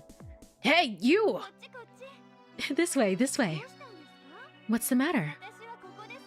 I'm right here. Why are you sad? Why are you sad, girlie? We've been here for like 5 minutes. Laughing, she would show herself in one place and then disappear. Oh, come on. What is this? You know as well as I do. There's no way I can catch you. No matter what I do, I can't grab hold of you. What? For really? No, but surely not. I see. I didn't realize that. What is this? What is this? Hell of my own creation? What are you doing here? Why are you having a breakdown? She was playing dumb. Sora had split into 3 images. What the heck? What's happened to you, Sora? What could it be? She shrugged exaggeratedly. All 3 leaned toward me at the same time. Do you think I'm strange? Is there something wrong with me? I'm the one who should be asking the question. What the heck is going on here? I don't even know myself anymore. What's going on? Slightly sad thing to say, sure. I feel all happy and fluffy. Very happy thing to say. Asobi might be my #1 favorite slice of life anime of all time, followed by Lucky Star, then K-On! For slice of life, not specifically like comedy, but more specifically slice of life, that's an interesting one. I think because it gets so absurd for me, I would probably say that like it's my favorite comedy anime for sure, or at least tied with The Wasteful Days of High School Girls. It's tied up there, but as a slice of life anime, it's probably pretty low on the list, even though it qualifies as both, you know? Whereas K-On! I think K-On! Is just one of my favorite anime in general, and then would rank heavily in slice of life. But I don't know where it would land generally in comedy overall. It's pretty low-key humor. She was floating around like someone who was slightly drunk. I started to worry. Sora, are you okay? You sure you're not sick or tired? Nothing bad's happened, has it? Maybe we should get Lima to check you out. Make sure there's not some serious error. Why, Kuranari-san? She pursed her... Hold on, one moment.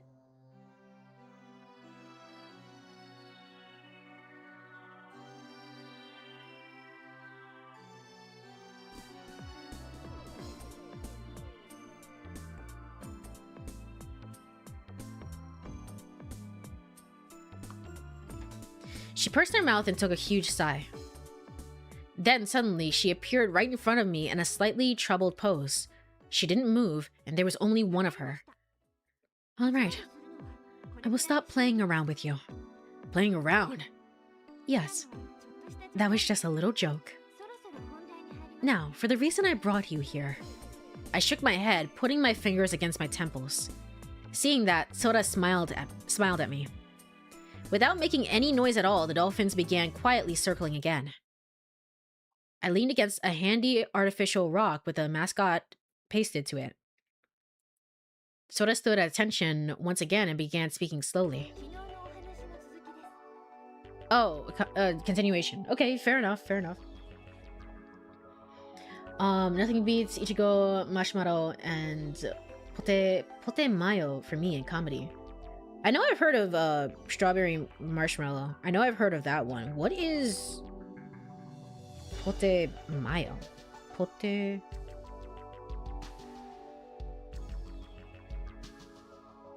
I've genuinely never heard of this one. It is like a yonkoma, so there is that. But also, I had a phase where I was reading a little bit of like yonkoma, a little bit. I'm surprised I've never heard of it. Original run of the manga is from 2004 to 2011. Huh. I like the art style though. it gives very like four panel energy. It does. But I like the art style regardless. For whatever reason, Seto no Hayayome was the hardest I laughed at in anime and never again. The time I was doing a weird experiment on myself where I thought if I forced myself to laugh at things, I'd find it more funny. The experiment did work. there is that. I know. It's not like forcing yourself to, well, it's not like forcing myself to laugh, but there is kind of like a general, like, I'm slightly just like so busy and like, oh no, I'm stressed, and like me sitting down for streams. I get that feeling. Where it's just like things are breezy. They're okay. They're okay. And as a result, I kind of laugh a little bit more because I'm just happy. I'm just happy to be here. So who knows if I found the anime genuinely funny or I psyched myself into finding everything funny. That's fair. I don't know if I had like an anime. I remember... I don't think I've had an anime experience like that. I remember one time when I was really depressed. I was really depressed and I was like, I can't do anything. And I remember I was like, eventually I set a goal. I was like, I'm just gonna watch one episode of anime a day and that's all I can do. And I was like, maybe that falls into that category, but no. The anime that I watched was Dragon Maid, by the way. It was the very first season, and that gave me so much joy and hope for my life, and thank goodness I started with that anime because it really did help pull me out of bed. It was really, really good. But I don't think I've ever had like an anime where it's like I'm forcing myself to laugh or forcing myself to smile. Let me check here. Oh, my bride is a mermaid. I think this came up actually on anime one of the days off stream that I was playing anime, the anime guessing game. This showed up and I was like, what is this? I couldn't guess it. I was like, what the hell is this? It's decently reviewed. It's decently rated. So like it has to be a little bit funny. And obviously people still remember it. Like I've heard about it before and it's like, it's vaguely talked about. So there must be some amount of comedy element to it, you know? This is a continuation of our conversation yesterday. The reason that there is only one being like me in the world. I think that I told you that it was a policy of my creator. In order to give me a unified individual personality, there are restrictions on my faculties. However, theoretically, several of me can exist at the same time. Just like I showed you before. Shall I show you again? No thanks, I'm still recovering. Alright, I won't do it anymore. You can see, I don't know if you can hear it, hopefully, in the Japanese vocal performance, like she does genuinely, like here she seems like very different. She's getting like pouty, and then she's getting like happy, and then like there are tones to her performance. I really like it. I don't know if I can do that with the Sora voice because I'm trying so hard to distinguish it from the Tsugumi voice. So I don't know if I can do that myself, but like I like what she's doing here, honestly. The only yonkama I've ever read is actually loved our Joshu Kase. You're right, and Towa-chan is a girl. Towa-chan is a girl. I didn't know that one was a 4-panel actually. I've heard of that one before. I saw that one. I saw it when the anime got released. So I didn't know that was a 4-panel one, rather. I think it's sort of related that if you physically do the action associated with the emotion, you feel it stronger. Like if you smile, you feel happy stronger. This comes up with like Botox and stuff, which you may know. I don't know. I don't know it at all. All I know is like, girl, you should smile more because you look prettier that way. And it's like, shut up. Shut up. That's what I know. But I mean, yeah, the general theory of like you smiling more and sometimes you could feel the emotion more, there is some truth to it. It doesn't solve all your problems. It won't make any of the bad emotions go away per se, but it can help lighten things, even if it's just for like 5 minutes. There is like some sort of power in that. I agree with that. I can agree with that. Alright, I won't do it anymore. She stopped there. She seemed to be thinking about something, then took a deep breath and continued. Just now, could you tell which one was me? The real you? No. No, I didn't know. Huh? Which one was me? The one that was looking sad and depressed?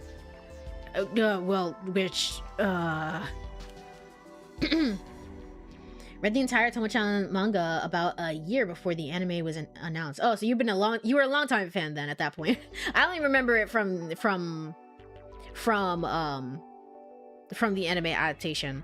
Cause that one was, when did the anime come out? I know we're getting so sidetracked. I was like, yes, the answers of all time, they're finally here, and we're getting so sidetracked from just like literally having a conversation with her. I'm sorry. But I am curious.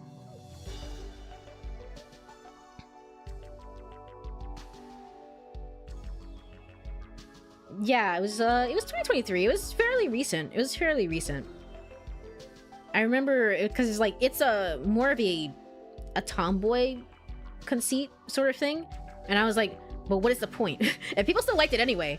I was personally like, but what is the point? But people seem to really enjoy it. So so there are several versions of you. They're all different. No. Well, then they're all the same. They're all the same Sora.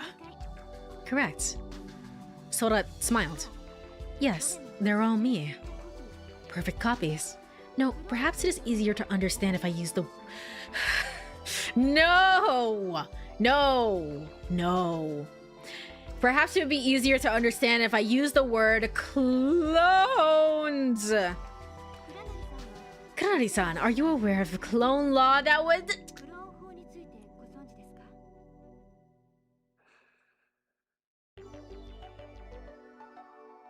No fucking way, dude. No fucking way! Officially amended in 2010? What do you mean? Okay, so it's a one-to-one. I guess it's a one-to-one continuation then. Look at them! Look, Yuka and Kurumi and Izumi and whatever the hell the rest of them were called. I don't remember. They're all real. Okiko, he's an asshole. He's also real. They're all real. That's so cool. What the hell? I'm writing down 2010 just in case. Kuranari-san, are you aware of the clone law that was officially amended in 2010? I know. I don't. I don't know. I know. I don't know. Sort of sidelined by Takashi in the Tsugumi route, and now sidelined by us in her route. It's only fair. It's the natural order of things. Let me check here.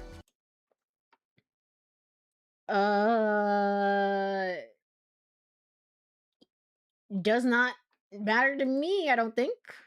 I don't think. Yeah, I think it doesn't matter. In that case, I'm gonna say I don't know. I don't know. I've never known a single thing in my life. I don't know. No, I don't know. I mean, I forget because I didn't play that game, but I did play that game. But I mean, it's been like, I don't know, like over a year now at this point. Like, what are you talking about? What are you talking about? Shut up. In 2010, human cloning, which had been illegal up until then, was allowed by law. Oh. Yeah, that was a big thing. That was a big thing with, with Haruka. I remember her name. Haruka, and being like, yeah, because I was living. They didn't clarify it. I think what happened? Did Saki think that she was living in the woods and she was like, oh no, it's a clone, but then it ended up being a different clone, and then the thing, I don't remember what happened, but the point is that like it got to a point where it's like, oh no, this is a clone. We have to make sure that they're safe. And so you have to like live outside of society, essentially. Oh yeah, Haruka got sent to live with a family friend, essentially, because there's like, oh shit, there's two of them now. We can't have that happen. So the father sent one of them to live with a friend instead. It's like, yeah, essentially just excommunicated with her family. I remember now. It's all coming back to me. It's all coming back to me. Currently, as long as anyone receives the approval of the authorities, they can undergo clone fertilization as a way to treat infertility. Harukana? Harukana? Akikana? Oh no. The nucleus is taken from an already cultivated somatic cell and inserted into an egg that has had its original nucleus removed. Then it's implanted into the mother's womb. Why did it say that so slowly? I know. Game, I know what you're putting down. I saw the other route. I know. Oh, that's right. I remember. Yeah, I remember that. Yeah. Something like that, sure. One of my friend's relatives went through it. Do you understand? But what does that have to do with this? This could be a meta question. Did you play Never 7? Hopefully the game's not keeping track of it, because man, I did. I want my points. I want my points, please. Clones develop separately. In other words, they're different entities. They're not the same person. They're more like twins. But their source is the same. She spoke almost casually. Let's go back to what we were talking about. The Sora jump scare, okay. There she is. Then she branched into several selves again. And she said she wouldn't do it anymore. She said she wouldn't do it again. Sure enough, I was dizzy. She's like burning your retinas like 4 different times in order to do this. This is pretty messed up. I gotta say. This me, evenly divided, is all Akane ga Sake Sora. That me over there. And at the same time, this me is not there. I am here, but the me over there is a different me. But they are all me, the same me. All me. Which means, I am one, yet at the same time, I am many. Did you really just say that? I can be in any place, exist anywhere. I am omnipresence. She's monologuing like a villain right now, I gotta say. Yes, that's right. There can be several of me existing in the same space at the same time. For example, in front of you and in front of Koko-chan. There and here, there are 2 of me. But they are definitely not W. But Y. Yes, I agree with you. Why? Why? Because we split from our source, branching off. Sora danced around in midair. Her other images multiplied and disappeared. It was impossible to even tell their size, amount, or distance. You see, please think of it this way. What if you could be copied exactly, just the way you are? What is she saying? Oh, yeah. Oh, yeah! Also Kid as well. I forgot about that guy. I forgot about that guy, yeah. Yeah, he's also probably a clone as well. I forgot about him. What was he saying? What was she saying, rather? Sorry. Imagine saying to your partner, can you please take up less space in my vision, please? Can you please take up... No, and they keep doing it over and over again. They keep multiplying. It's like, woo, boo, boo, boo, boo, boo. Keep blocking your vision. It's like, gosh darn it, please. For instance, what if every recollection, thought, feeling, character trait, personality, and emotion that is etched into your mind, in other words, your whole intelligence could be perfectly, exactly extracted, and then duplicated in some kind of storage medium, even reproducing all your abilities. Then where is the real you? Yeah, Tsugumi asked this as well. The real you. Where is the real you? Where does it exist? Does it lie here? Does it lie here? And then she also like choked me out for a little bit. That was weird. That was weird, but she also did that. I forgot about that. The you who stays in your body, is that the real you? Or is the duplicate character in fact you? The answer is, in any case, that the real you does exist in both. If such a thing was possible, you would split in a form of non-reductional division. In other words, it is not the same as splitting an apple into two. It is as if another apple with the exact same mass, shape, and composition comes into being. When that happens, you become two. Okay. Sora got rid of all but one extra body and stood in front of me. I think this one is a little bit lighter than this one. Are my eyes failing me? Hopefully not. There were only 2 copies of Sora before me. That's a roundabout way of saying that they're fat. Or it could be taken that way. You think there is kind of, again, there's a playful side to her personality and generally her performance as well, which I'm kind of surprised and delighted to hear about here in this scene. So you could definitely hear her saying like, oh, you're just calling me fat, aren't you? It's like, no, I'm not. Get out of my way, Sora. Oh, I can see that. There is no way to tell which was the original. Hear more. Struggle. Struggle. Apparently, hear more is the correct answer. I guess that makes sense. I don't know what the difference between the two of these are. I'm struggling in both, honestly. But hear more is the correct response. But why is Sora telling me all this? I wondered, but kept quiet and listened. Yes, you became two. The 2 Soras were speaking in unison. Historically, and from that moment forward, the 2 of you are traveling down the time axis of separate entities.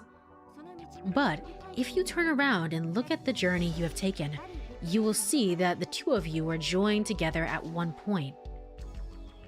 Oh, yeah, with Kid at the beginning. It's a good thing I went back and I did the beginning here. Yep. We were the same at some point, but I don't know why. We just kind of branched off a little bit.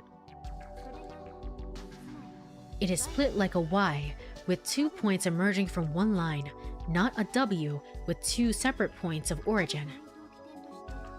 You may be unable to imagine 2 of yourselves splitting apart and going different ways at a particular base point. But that is something that has already happened. You are always, constantly approaching a choice in each present moment that becomes the past the instant you visit it. What is this 4th wall break? I know you're playing the game. I can see you, Courie. I can see you right now. I can see you playing the buttons. Ah! Will you choose path A? Will you choose path B? The you that is standing here may have come down path A, but in another time axis, there may be a you that is going down path B.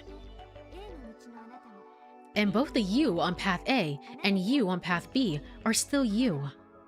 Except that the you on path A... This is Uchikoshi, man. The you on path A doesn't know about you on path B. Because there's no way to know. In that same way, the you on path B probably isn't aware of you on path A either. I think this is exactly how they explained the timeline theory in 999. Or at least I vaguely remember it. When you get down to Akane and her whole deal, I think this is basically how it was described. In some ways, basically. In most ways, basically. Something like this.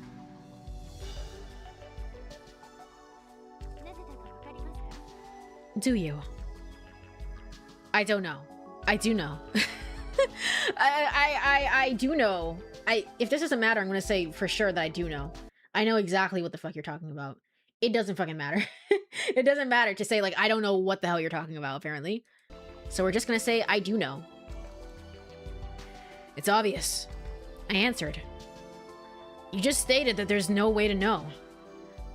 There is no means in existence to let my A self see my B self, but he's right here. He's in the lobby with us. Kid is right here. For a person to see the third dimensional body, not even the fourth dimensional, the third dimensional body, they have to receive a flattened visual information from two eyes. And the brain has to make sense of it. In the same way, to know both A and B of yourself exist, you'd have to move into perspective completely outside of Y. The fourth dimension, and you understand it intellectually, you can't actually confirm that A and B both exist. That's right.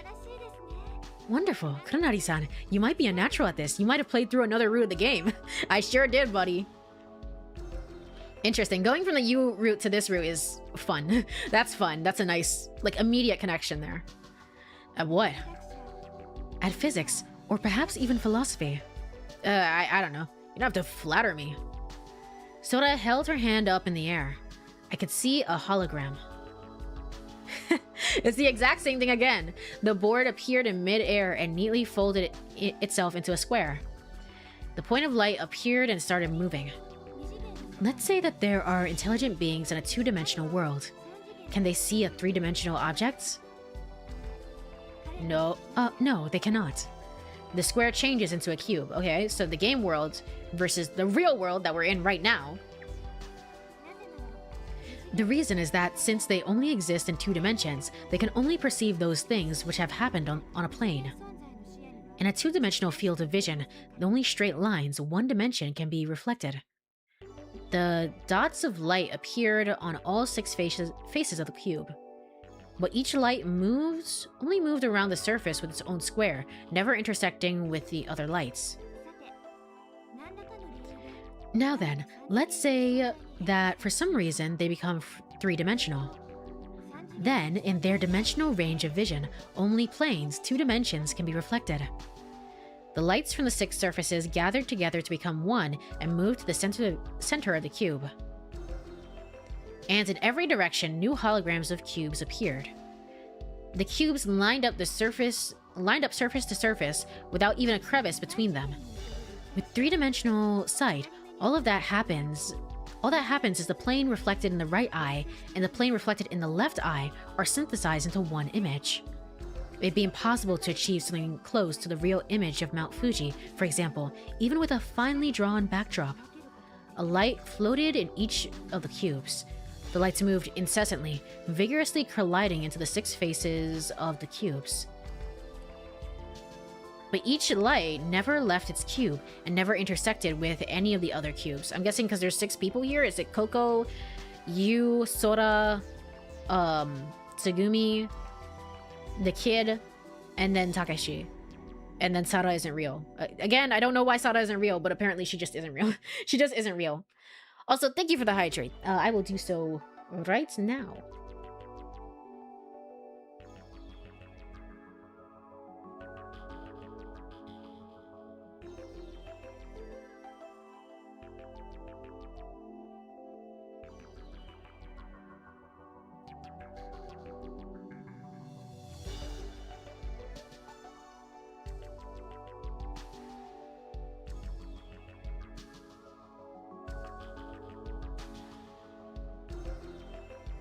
Alrighty, thank you again. I think like my voice is like slightly, it's been this way for 100 line and then also for this stream as well. It's just like my voice is kind of scratchy. It's just a little bit scratchy. So I might end early today. No crazy stream. Maybe it's just gonna be the 2 hour 30 minutes or 3 hours. I wish it was a little bit better. I know it's probably because I don't know, I've probably been like talking a lot and just like doing a lot of stuff, so that's probably part of it. And I know I have more stuff I need to do on Friday. Yeah, probably Friday. And so when I do that, that's probably gonna take up some more time as well. That's probably gonna take up some more of my time and energy and voice as well. So I hope it doesn't affect the new game that we're playing. Because I think I'm gonna have to do voices for that. I hope it doesn't affect it. Because I still want to be able to get through the games. But each light never left its cube and never intersected with any of the other lights. Shall we go over it again? By combining two-dimensional information coming in at the same time from two different sources, you are really just hallucinating that you are perceiving a solid form.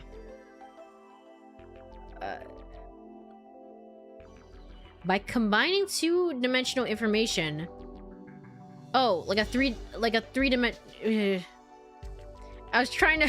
somehow, some way, my brain's trying to tie this back to the fact that somehow, some way, Kid exchanged a handshake with Sora, and the game just had to say that. My brain is like, what does this mean? What does this mean for all of us? That is not true. That is not true three-dimensional vision. Three-dimensional vision is when you can see all 6 sides of a cube at the same time. In an n dimension, you can only attain visual information in the dimension of n-1. This is why, if you are on one tip of the Y shape, it means you cannot be aware of what is happening at the other tip. Let's say that you did obtain a three-dimensional range of vision. So if you escaped the plane of two-dimensionality and looked down from the three-dimensional plane of space at a two-dimensional plane, you would realize for the first time that you were at a particular point on the Y. Yes, I noticed. So this is the game explaining flowcharts before flowcharts again are a thing, because flowcharts really don't get added until the remake version of... Well, no. They don't really technically get added until Virtue's Last Reward. And then, subsequently, the remake version of 999, which includes all the voice acting. And realized, too, that there is another you who took a different branch of the Y. Takashi's like, what the fuck is this shit? Man, I saved the hamster in another timeline. Why are you yapping at me? Why are you yapping at all this to me? The holographic cubes broke apart and then disappeared. Suddenly, my field of vision was filled with a dazzling white light. Sora looked distorted. She split into countless versions of herself. I couldn't see anything but Sora's. I couldn't stand to hold my eyes open. Which one was she? Was she all of them? You see, it's the same for a three-dimensional space. When you acquire four-dimensional vision. In other words, if you escape this three-dimensional space and look down from a fourth-dimensional space, you will realize for the first time that you are on one point of the Y. And realize, too, that there is another you who took a different branch of the Y. Yeah, but he's still here, though. How do you explain that? He's still alive and well. In a different history, in a different world, in a different place. Another you exists. Do you understand this? You are omnipresent in the world. And in the same way, so am I. You and I. We are just branches of the Y. However, these divided selves can become one. Sora stopped dividing herself. The brightness faded and then was gone. The single Sora quietly fluttered down to stand before me. The dolphins behind us had stopped their revolutions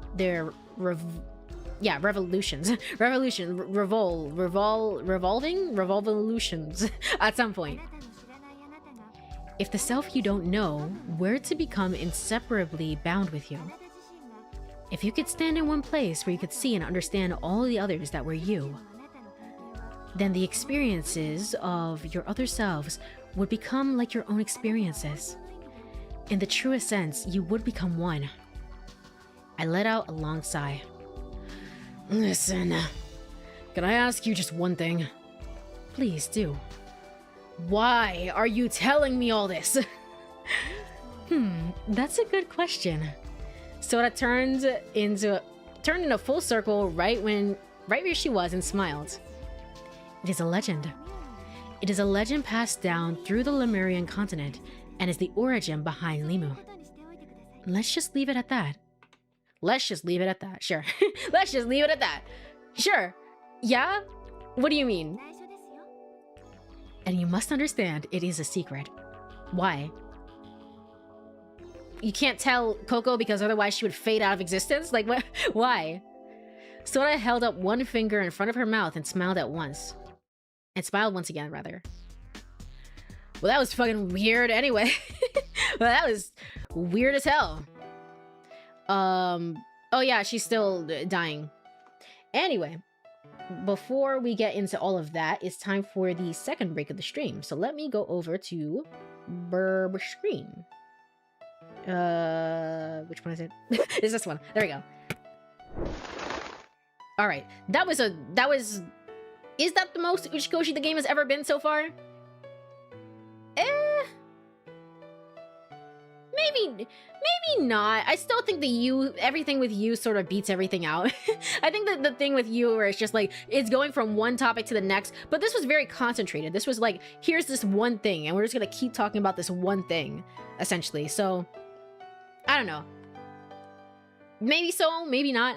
Maybe so, maybe not. It depends on who you ask. I would say it's not the worst of of what it's been, but it's definitely been the most like yeah, this is Uchikoshi's, right? Get ready for 10 pages of this shit because I found a Wikipedia article and this is insane, guys. Like, just hear me out, just listen to me. So, if you are here, stretch, get some water, all the good stuff. I will be right back in 3 minutes. See you then.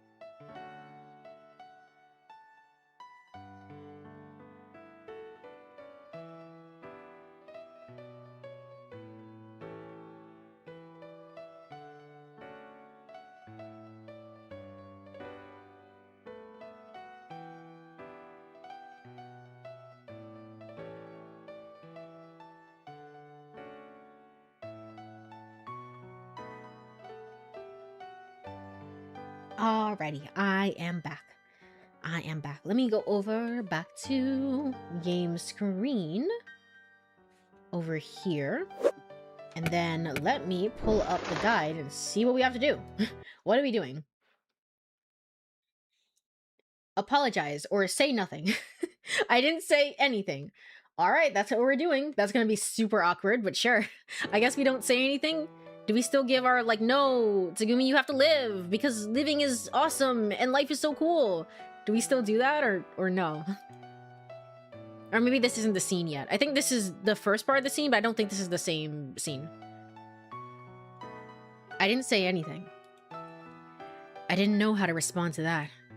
I had saved Tsugumi, and yet I had caused Tsugumi to get hurt. From there on, I just didn't know what to say. All I could do was stare blankly, silently. I then bowed my head.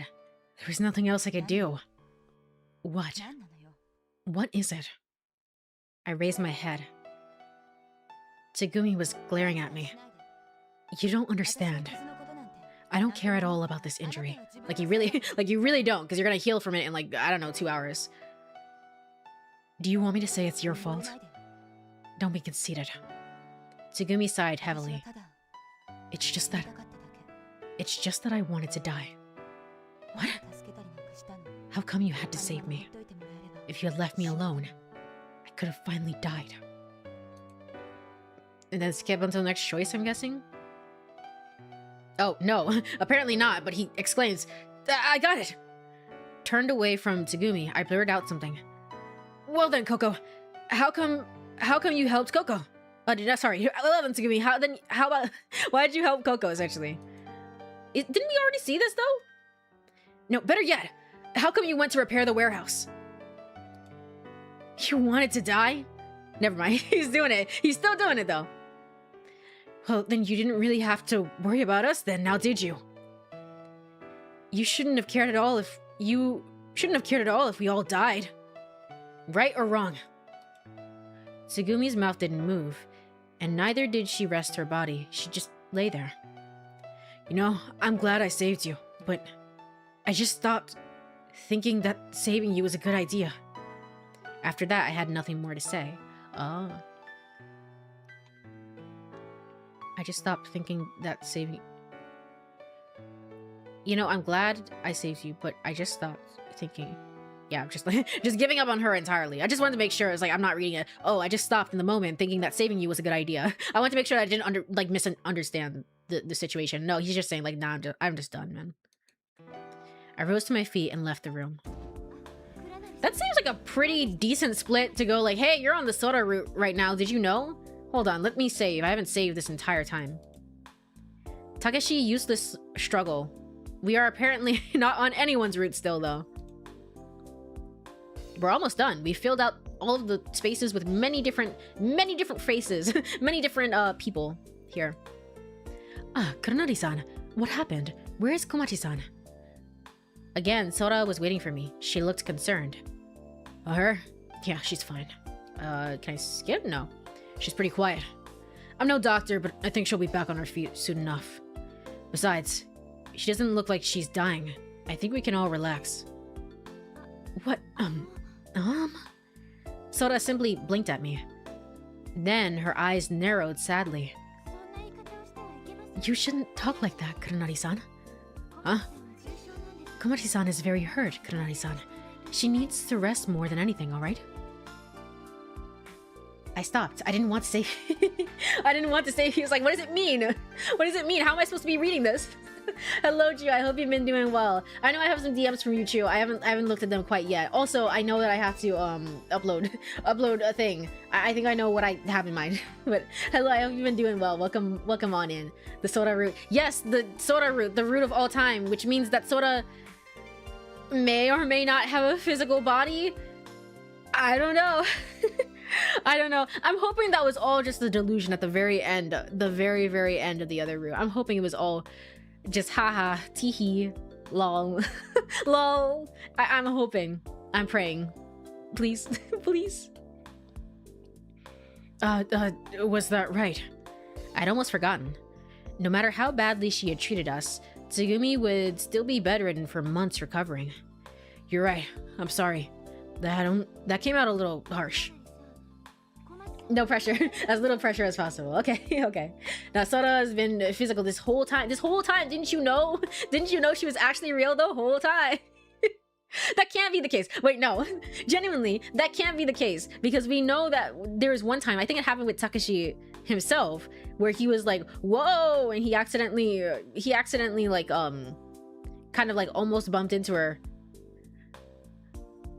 Wait a minute. Wait. You know what? I can't say 100% sure. The only thing I could say for 100% sure is that he threw the sandwiches at her and they went through her hand. That has to count for something, right? Right? Yeah? Maybe? You had a fight with Komachi-san, didn't you? Her body stiffened as she asked. No, I wouldn't say that. I was just disappointed with her. Disappointed? Yeah. There was no way I could tell Sora what Tsugumi had just said to me. I still couldn't accept that she would say such a thing. Nah, never mind. Just forget it. It's just that I guess I'm still upset with myself. It's my fault Tsugumi got hurt. You know, I don't know what to say. She can be... Ah, damn it! Kudanari-san, please do not worry about it. Sora smiled softly. It was no one's fault that Komachi-san got injured. The situation here at Limu is not anyone's fault. It was you who told me that. Kunari-san, I'm not sure about what Komachi-san told you. All I know is that you saved her, and for that, I am grateful. I am just so happy that she was saved. Sora produced a bright smile. Yeah, I suppose I should be happy, huh?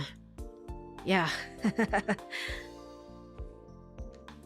I swear there's a scene where she made you pass her hand through her. Oh yeah, she did do that as well. She did do that as well. Why? Why is it all not... Why? There are multiple instances. She can't be real. And yet Kid is like, yeah, and she tapped my shoulder and then like I exchanged a handshake with her. I love how the game like emphasized that just to rub salt in the wound. It's just like, yeah, and I exchanged a handshake with her. Yeah. Why did they do that? When she was explaining how she imprinted herself onto your retinas. Yeah, she did do that. I remember now. Thank you for reminding me. I was remembering another scene as well. Was like possibly, I think Takashi had almost bumped into her essentially, and like he had slightly phased through her, but I couldn't remember if that actually happened. I don't know anymore. Everything's weird. Everything's weird in this facility. I couldn't help but laugh along with her. It broke the tension. I embarrassedly scratched the tip of my nose. You know, Tsugumi was in a really bad mood for some reason. Maybe she just didn't want to see my face. Okay, that was probably it. First she got hurt, then the operation. She must have been upset about that. Maybe that was all there is to it. Even if it wasn't that, I didn't want things to drag on forever. I had helped Tsugumi and she was recovering. It was as simple as that. I was happy with that.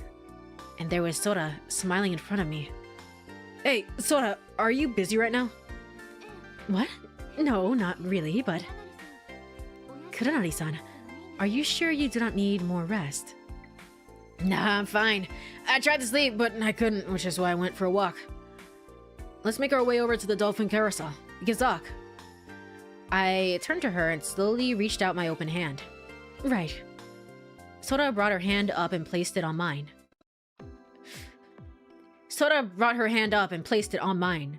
And then it went through my hand because she's not real, right?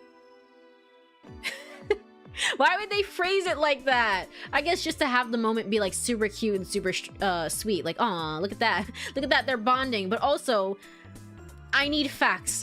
No more bonding. The bonding's over. I need facts now. I need answers. 2:18 a.m.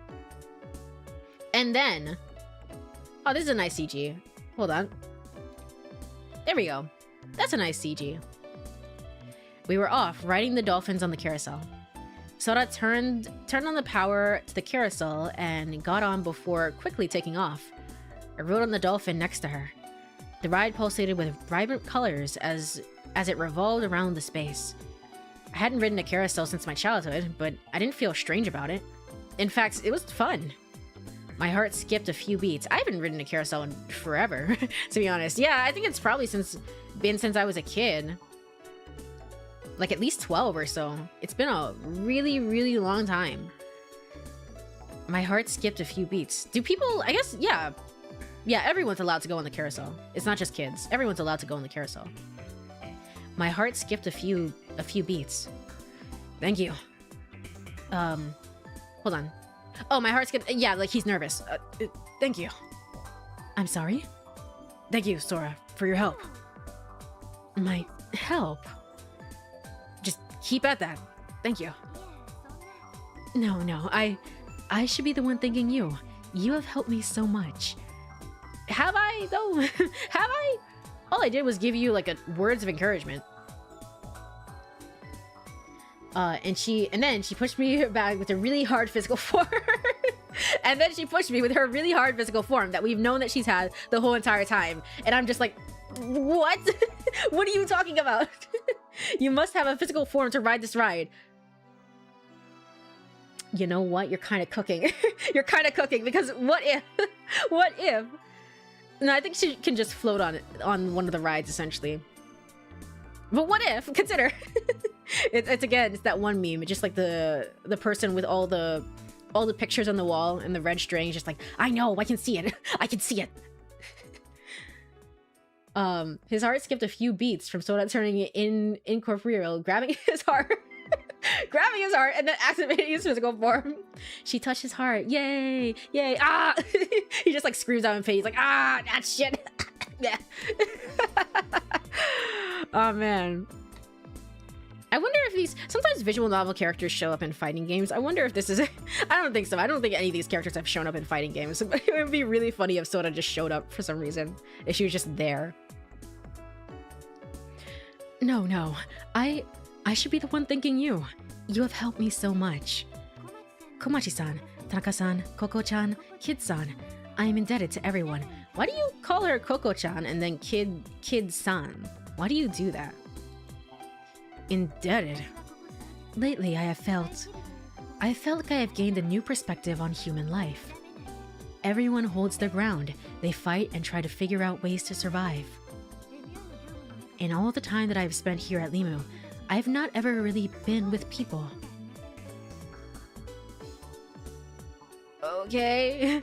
Okay. So not real. Again, she's gotta be just like here. Just here, existing. Yeah. It was this microcosm, day after day, of the same scenery. Nothing changed. Nothing happened. I did not care what happened to the people here. That's a thing to say? Huh. But now, I am grateful I have been met with this opportunity. And I am happy even at this moment. Despite what happened and this dour situation, people are still striving to live. Come on, everybody. Believe in tomorrow so you can live today. Yeah. Oh, I'm sorry. Sora shrugged, embarrassed. Getting to that one ending is really messy. It's really messy with this one. I will never be the same after that one ending. I will never be the same about this game. I cannot trust anything. Anything that this game says, lies. All of it. All of it is lies. Sora shrugged, embarrassed. I am always saying things I should not. I didn't mean to gush. I'm sorry, really. It was really lacking refinement. No, it's fine. I laughed it off, waving my hand to show her it didn't matter. You never saw Limu when it was empty. From the time you came to Limu and started working, there have always been people. It's natural that there are things you didn't know, that you had doubts, and made mistakes. I suppose you are right. So don't worry about it. It would be great if we could ensure that everybody had an escape route, but even communications are still... That's alright. I know it's difficult. We're not expecting the impossible. We haven't even found a safe route out of here. Rather than us looking for an escape route haphazardly, I think it would be best to wait for help. Yes, I think you were right. Sora let out a soft sigh and smiled. Tell me, Karanari-san, after escaping from here, what's the first thing you want to do? Not die in the ocean, please. Please, not die in the ocean. Although again, my theory was that like, if in the Tsugumi route, Tsugumi gets to live, Takeshi doesn't, then in this route, Takeshi gets to live and then Sora inevitably doesn't, is my thinking and my thoughts on it, which sounds like this is gonna be really depressing and sad. I hope not. I hope not. Hopefully not. Can't we like bring her on like, I don't know, a flash drive? Don't we have any of those? The CD that PP drops in one of the endings. Maybe he'll do that again. And then we can just like put her on one of the CDs, I guess. I don't know how it works. Don't worry about it. Somehow it will work. Somehow it will all make sense. Tell me, Karanari-san, after you escape from here, what is the first thing you want to do? Well, I know I want to eat something other than a kiosk sandwich. There's a great restaurant close to my home. It's run by a nice old lady. She gets along with everybody. She's got a round face, kind of like a classic car. She's got a round face, kind of like a classic car. Is such a description. Like, I know what you're talking about. Like, I get it. But also, what? A classic car? Do you mean like a beetle? Right, just like a beetle. That Aunt Beetle makes a mean bowl of miso ramen. I wonder what she's doing right now. She's probably freaking dead because the year is not the year that you say it is. You are funny. You get out of this place, and the first person you want to see is an old woman. Huh? Is that weird? No, not really. Isn't there a girl waiting for you back home? Yes? No. What is this, like, trick deception? I feel like I'm playing, like, Doki Doki Literature Club right now. What is this trick deception? Why are you asking me? What just happened? Did I... Oh, sorry. Okay. I was worried that I accidentally started DaVinci Resolve there. Nope, it's okay. Yes or no? Oh yeah, this is one part of the branching route for the Tsugumi route. So we're already there. Okay. Everything's okay. Went to see Tsugumi, went to the bathroom. It does not matter what you say. Really? I can't imagine that. Somehow it doesn't matter. I don't freaking believe that. We're gonna save. We're gonna save. I don't believe that. Let's say yes. We sure do have someone waiting for us.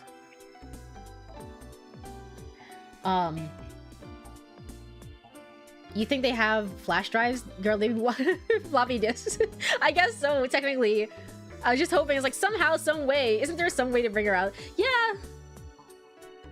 Were floppy disks really around this time? Gonna need to fly over floppy disk carry Sora. Possibly. In 2002 for sure. Yeah. I guess so. Yeah, were floppy disks... the question I'm asking, because obviously the year is 18 billion hundred, and obviously we don't have those anymore. That's not the question. And even in 2011, those weren't a thing, right? I'm talking more so about 2002. 2002, I guess, was the era of floppy disk, wasn't it? Kind of? I thought for sure it was flash drives, but no, I guess not. I guess not. I guess it's a little too early for that. Oh, man. Oh man, we're getting further and further away. We're getting further and further away from things. No, floppies went out in flashes in the 90s, I'm sure. Oh, in the 90s. Okay, I'm not crazy. It could have been slightly different in Japan, as in they could have kept on to that technology longer, similar to flip phones. Just making a joke about how awkward the timeline... Oh, I see. Sorry, I misunderstood. Also, yeah, probably. There's I don't think this is the case much anymore, although don't quote me. I've never been like a working adult in Japan, so don't quote me.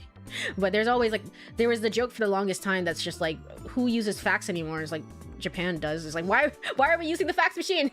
I know that there was a habit for the longest time of holding on to old technology for like the longest time. So it makes sense that floppy disk would stay around generally longer, in which case it might make sense for the story. Kind of. It's not the year 2002, but it might make sense if it was in the year 2002. It might make sense for like Never 7, for example. I guess you could say that. Well, I guess you could say there was one. But being trapped here makes it all seem like another time, another place. More like a dream than reality. My reality here is consumed by how to survive this whole mess. I see. You've been in love before.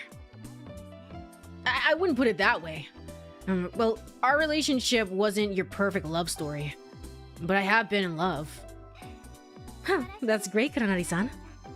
Sora smiled gently. Like, stop teasing me. You're making me embarrassed. But it's really fantastic.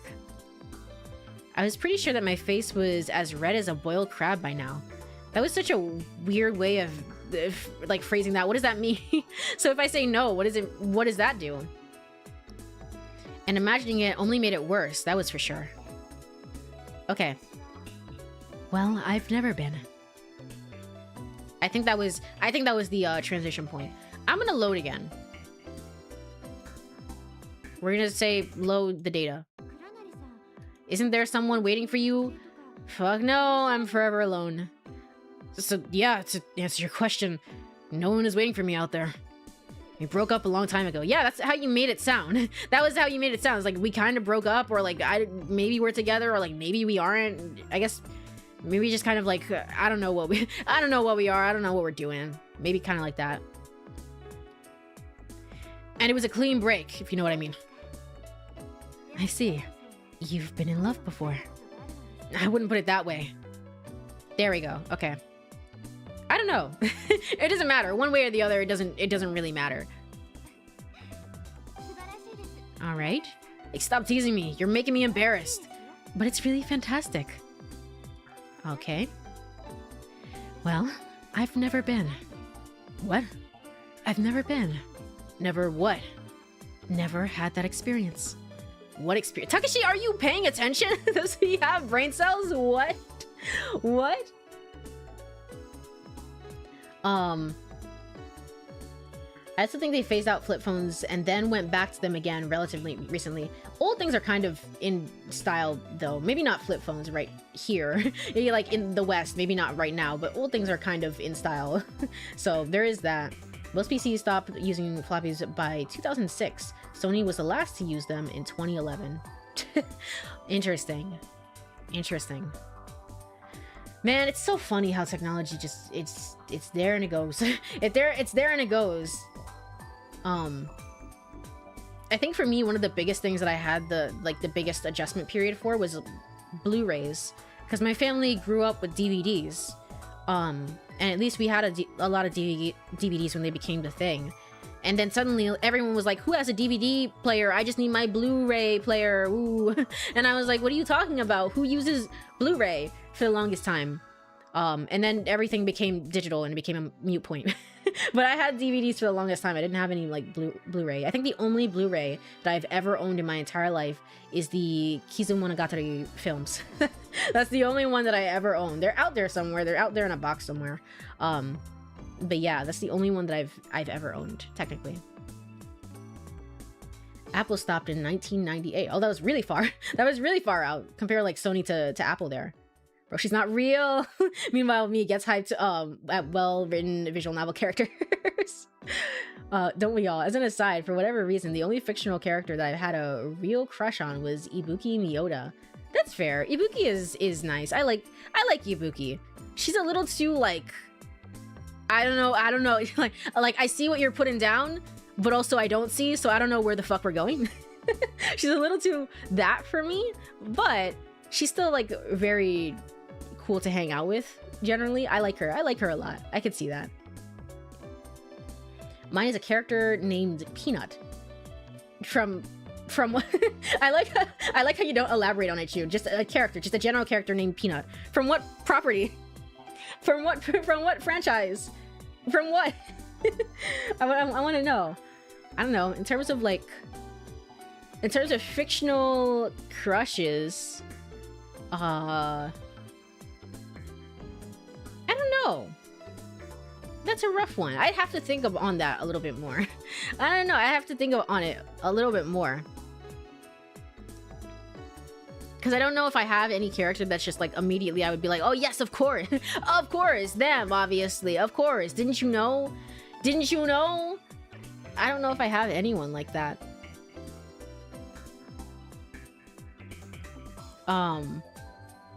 I think the closest, in terms of games that we've streamed, maybe the absolute closest would be, I love her so much I forgot her fucking name. I love her so much that I literally forgot who she is. Freya from Little Goody Two Shoes. That was the person who I romanced, and she's sweet and adorable and deserves the world and happiness. She deserves everything in the world. But I don't know if I'd say like wow, like this is it's just more so like a fictional crush. Just like, yeah, she's great. She's fantastic. So it's just like an OC or something. Oh, I got you. I got you. Peanut, that'd be funny. Peanut from, oh, gotcha. Peanut from Hush Hush. But also from Crush Crush, that one that's an idol dating sim thingy. Peanut. I'm looking up everyone's the fictional crushes right now. Peanut, Crush Crush. Or Hush Hush. I guess Crush Crush? I don't know. Oh, that makes sense. I like her. Oh, she's cute. Yeah, I like her design. She's cute. She's sweet. She has general like Freya energy. Just like she looks very, very nice. Very, very sweet, essentially. I get that.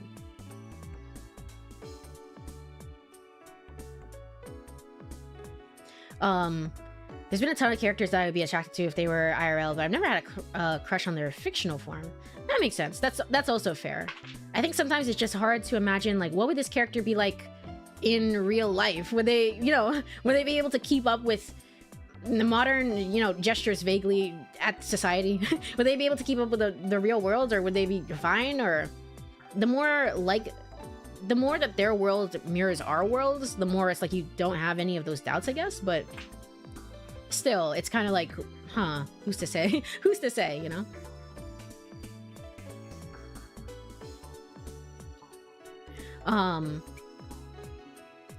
Crush Crush is the original, and then Hush Hush is the sequel. Gotcha. Also, my voice is dying. I'm so sorry. I'm so sorry. Crush is a really weird way of putting it, though, because it's more like I want her to be... Because I can't really say that. I want her to be more like I really like how she's written. Yeah, exactly. It's a difficult one. I don't know how I would describe it, Where it's like I like Freya, but it's not like, wow, I want Freya to be real so I could romance her. I just like her. I just like her personality traits. I just like who she is. I like that she has that this is her goals and this is her hobbies and this is her passions and stuff like that. So I guess it just kind of depends. VTubers are fictional, right? We are. I'm fading out of existence right now. Literally right now. Damn it, where's my model? Where's my model? Oh, this one. Ooh, I'm just a ghost. I'm just a ghost. Ooh. Ah, shit, I'm back. I'm back. It goes crazier when she would start. Oh, when I played it, Mio was my favorite character. It wasn't until years later that I found out that Mio was a self-insert for the writer of the game. It all comes back full circle. We were just talking about self-insert writing. We were just talking about it earlier. It goes crazier because she started streaming as a VTuber using Mio. Oh, that's insane. So you made a game. You made a character that's just basically me IRL, and then later you took that same character and it's just like, yeah, I'm just gonna stream as her. She's literally just me. She's literally just like me, for real. That's fair. I mean, if it is your character, that's fair. That's fair. Maybe I liked her the best because she felt the most real. Again, like most based on a person. That makes sense. She was my favorite until Peanut showed up.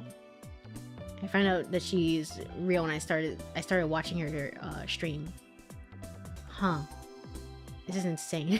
Feel free to share. I don't know if, I guess Black Blue, feel free to share the link to like her channel to her channel in the Discord, because it's like I want to know if like what is this like character design, like how does it work? Is she like, I don't know if she's like too into like character like like playing a character, or if she's more like just like, yeah, I'm just myself. I'm just here. What's going on, guys? I'm Mio.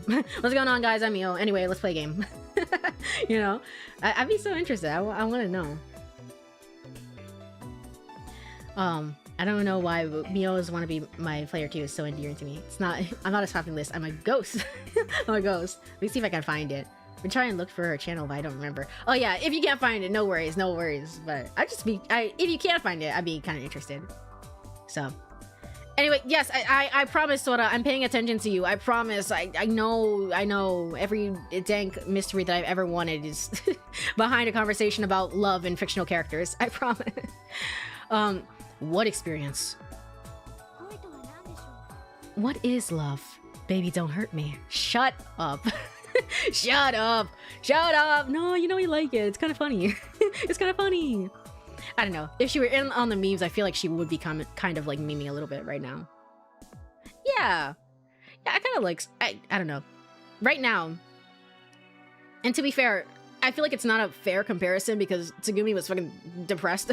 Tsugumi is freaking depressed as shit. So it's not a fair comparison, but also, like, I don't know. Right now, I'm vibing with Sora way more than I am with Tsugumi. So there is that. What is love? Sora suddenly put on a serious face. I want to know. What is love? Tell me its how, its method, its meaning, its purpose. Why do you love? How does one go about loving? Sora was firing off one question after another. I was like, hold on, wait. And that didn't seem like easy questions to answer. I don't really know.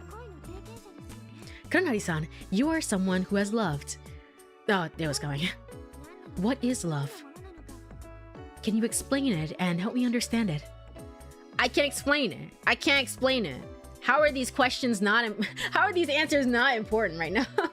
How are they not important?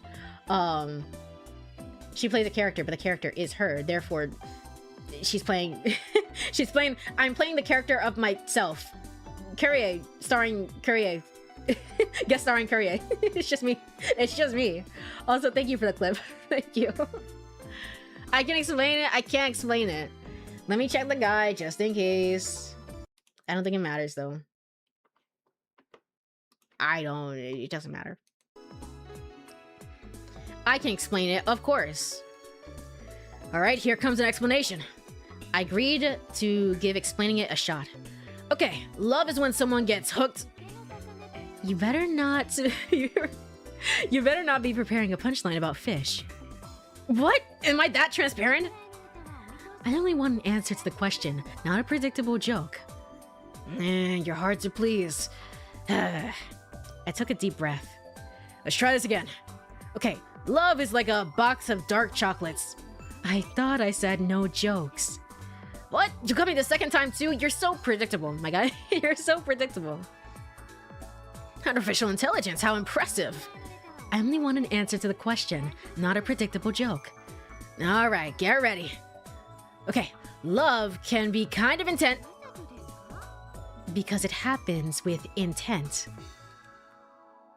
Psh, yes, that's right. I'm not angry right now. Intent as in actively pursuing it, correct? I do not have anything more in my... more than that in my database. Kuronari, can you answer my original question? Okay, there's one more meaning for love. Give me a second to explain it. Think. Can you give me a minute to think? Yes, 1 minute. I took a deep breath. My heart was pounding. 1 minute has expired. What? Already? Sorry, give me 5 more minutes. No, I need 10 minutes, please. No, I need more time. Much more time. There was just no simple way to explain it to her. Really? Fine then. Sora waited impatiently. Alright, I will try to answer my own question. Let me express my notion of love. Sora began to speak. Let us imagine a flower. Can a flower love? It seems to me it cannot. At least from the perspective of human beings, flowers don't act in any way that can be viewed as love. What about animals? Do they love? They may love, they may not. Some animals seem to act out of love, We have observed this to an extent. But perhaps animals do not understand the true meaning of love. It's unclear whether it is the same as the human definition of love. Do humans love? Yes, I believe so. Love is one of those mysterious things that people are programmed to do. One of its functions is reproduction. But it appears that a function independent of love. Stop! But Sora continued to speak, so I cut my hand over her mouth. How is that gonna help anything? She's not real! I put my hands over her mouth, but I couldn't feel her lips. Okay, thank goodness. Confirmation, again, further confirmation that she's not real. She's not real at all. Hey, hold up. Slow down. I couldn't tell if her lips were warm or not. It somehow felt like something was there, but then again, maybe it was just my imagination.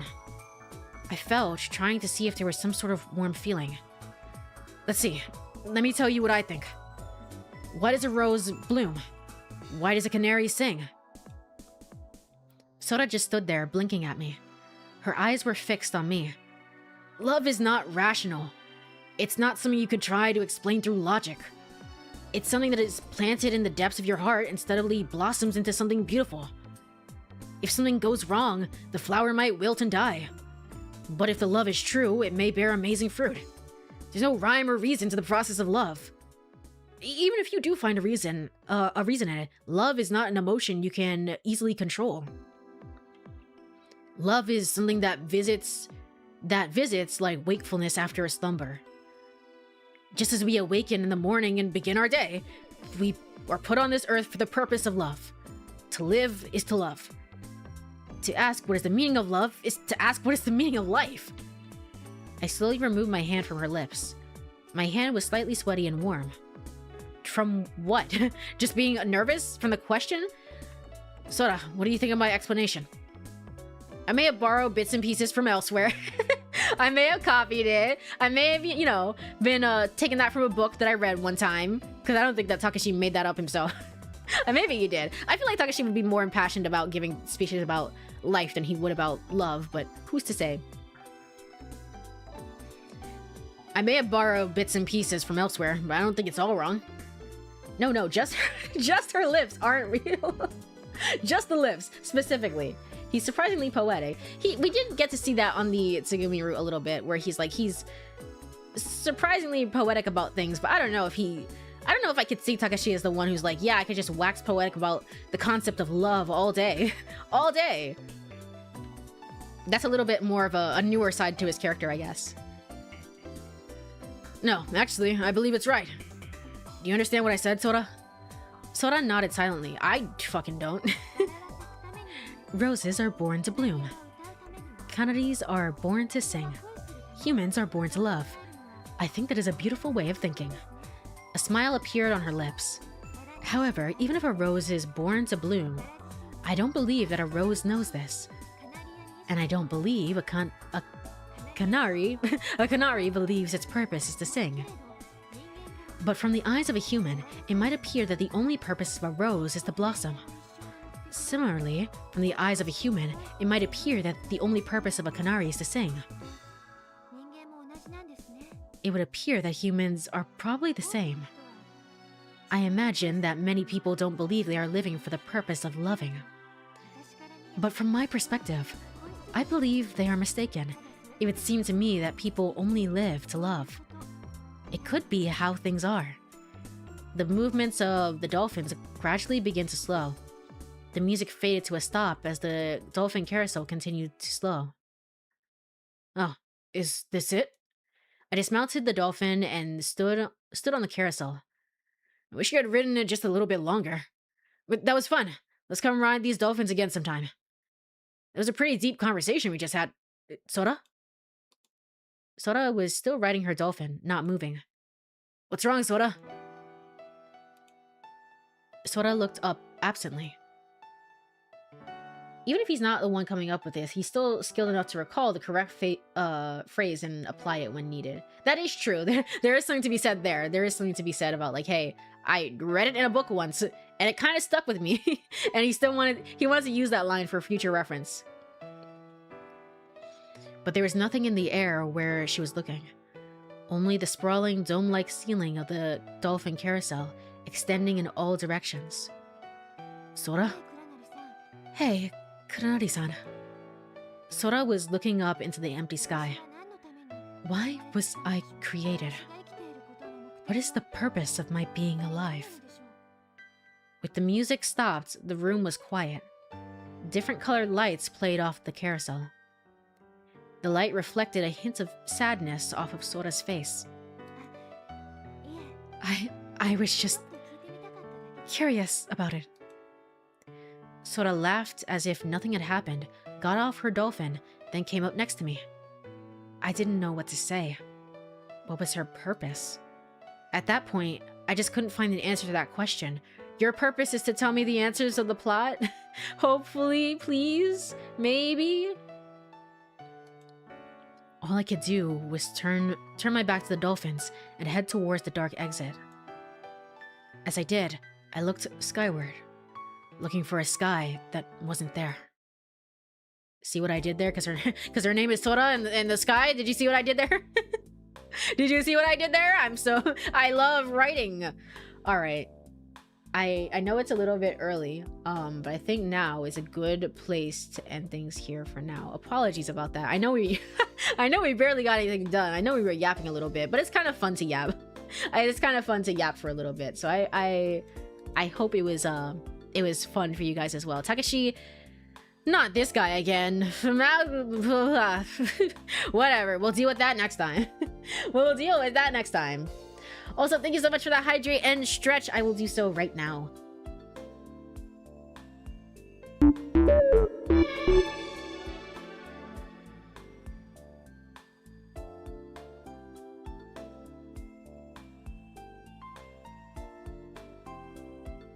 And a stretch as well. Thank you again. I've been having an aloe vera drink. I went to H Mart for the first time since high school. I went to H Mart and I finally got some stuff and it's wonderful. It's amazing. It's the best place on earth. So, also thank you so much. Cal? Is it okay if I call you Cal? Hopefully so. I don't know how to read. That's something you'll have to get used to, as we've learned throughout this entire stream and all the streams that I do, honestly. I don't know how to read. But thank you so much for the follow. Thank you so much. Welcome on into the group of star stuff within the galaxy that are talking about fictional crushes. Ooh, ooh. Ooh, ooh, ooh, oh, whoa. Welcome on in. Welcome on in. Thank you so much for joining. The follow goal. Yeah, the follow goal. Thank you so much. Also, as well, we've hit the follow goal of 110 people. 110 people. I don't freaking believe it. That's a lot of people. That's a lot of people. I'm glad people enjoy the streams a little bit. I'm happy. Thank you. Thank you. Oh man. I know that I guess just because it is July 1st. I know that the affiliate stream is coming up a little bit, the affiliate celebration. I will not have anything. I think it's the 12th exactly, which is going to be a Sunday, and I definitely can't do that. But I'm hoping next weekend we'll have a little bit of a celebration there. I'm not sure what I'm going to do yet. I think I know. I think I'm 90% certain I know what I'm going to do. But I'm looking forward to it. I'm looking forward to it. So H&R Block? You mean like no, like H Mart, the Asian food supermarket. If you don't have a local like Asian marketplace, then you go to H Mart for everything. Basically. I got like taiyaki, and I got like onigiri, and I got like a bunch of different stuff. I got a bunch of like cooking things. I want to try some stuff. So, and I also got aloe vera drink. I haven't had one aloe vera drink since I was in Japan, honestly. Since I did my exchange in high school. I don't think I've done one since. It's been a long time. So doesn't know how to read, plays primarily visual novels when you have a lot to read. Listen, all right, no one ever said you need to be able to read to get through a visual novel. No one ever said you need to do that. Right? Yeah, maybe, possibly. So, also, hello, Dubkun. Welcome on in. Welcome on in. I hope you've been doing well. Thank you for stopping on by. I'm just about wrapping up stream here. I'm just about wrapping up stream, so it might be just a brief meeting here, but I appreciate you stopping on by. Thank you so much. Aloe vera drink. Oh yeah, I've had that not in a while. The green square bottom bottle. Yep, exactly. exactly those. I get severe skin allergies from aloe vera. A drink of it might kill me. Oh, I gotcha. Yeah, it's not for everybody. It's not everybody's cup of tea. It's not everyone's cup of tea, to be sure. And if you have allergies, then yeah, definitely it'd stay away. For me, it was more so like I just haven't had this in forever. I just want to try it again, and it was really tasty, really nostalgic. You know, so. But yes, that was Ever 17, the Out of Infinity. We learned a little bit about Sora. And I see where they're going with her route. Again, I talked about this before.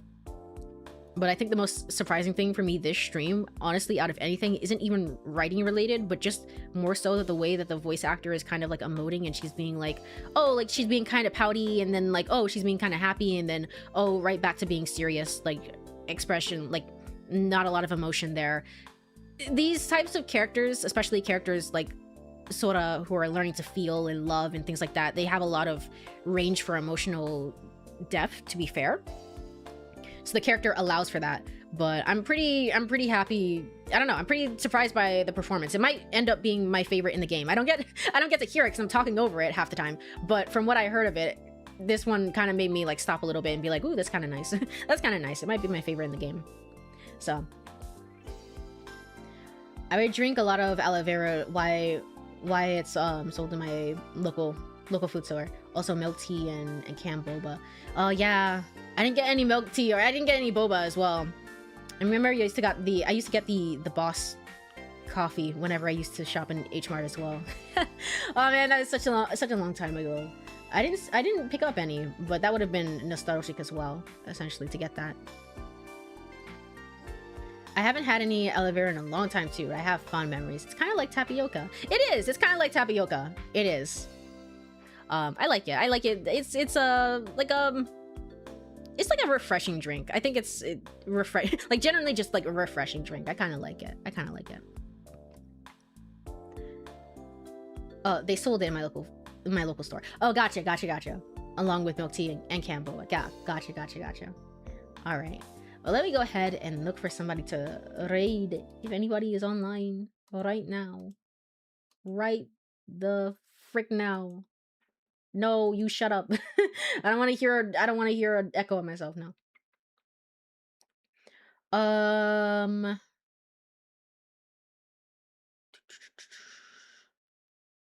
You know what?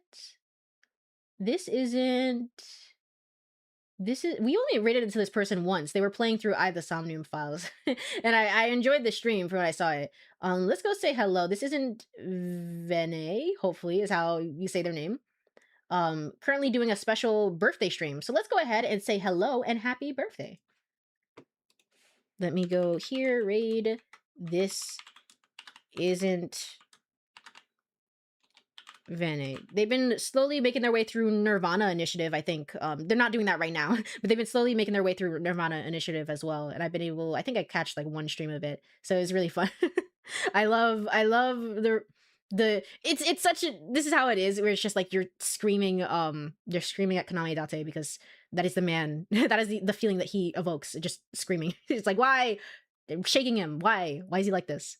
So let me go ahead and set this over here. And then I think we can go over to ending screen, and then I'll put this over here so I can end the YouTube live stream when I need to. And then we'll go back into the game so we actually have some friggin' music. Yay! Alrighty. I saw someone play the game for the first time yesterday. Why Date, why are you like that? Yep, that's the true intended the Somnium Files experience. You gotta enjoy it. Friendly reminder, by the way, that me decided to date and marry Konami Date. Unfortunately. So, my me and Tomodachi life. But if you are here, thank you so much for joining me. I really appreciate it. We will be back with some more of this next week, probably. Yes, for sure. Next week. We'll be back with some more of this next week. Probably go for a little bit longer. Just sorry about today. I know I'm a little bit tired, so maybe it's just like a little bit wonky.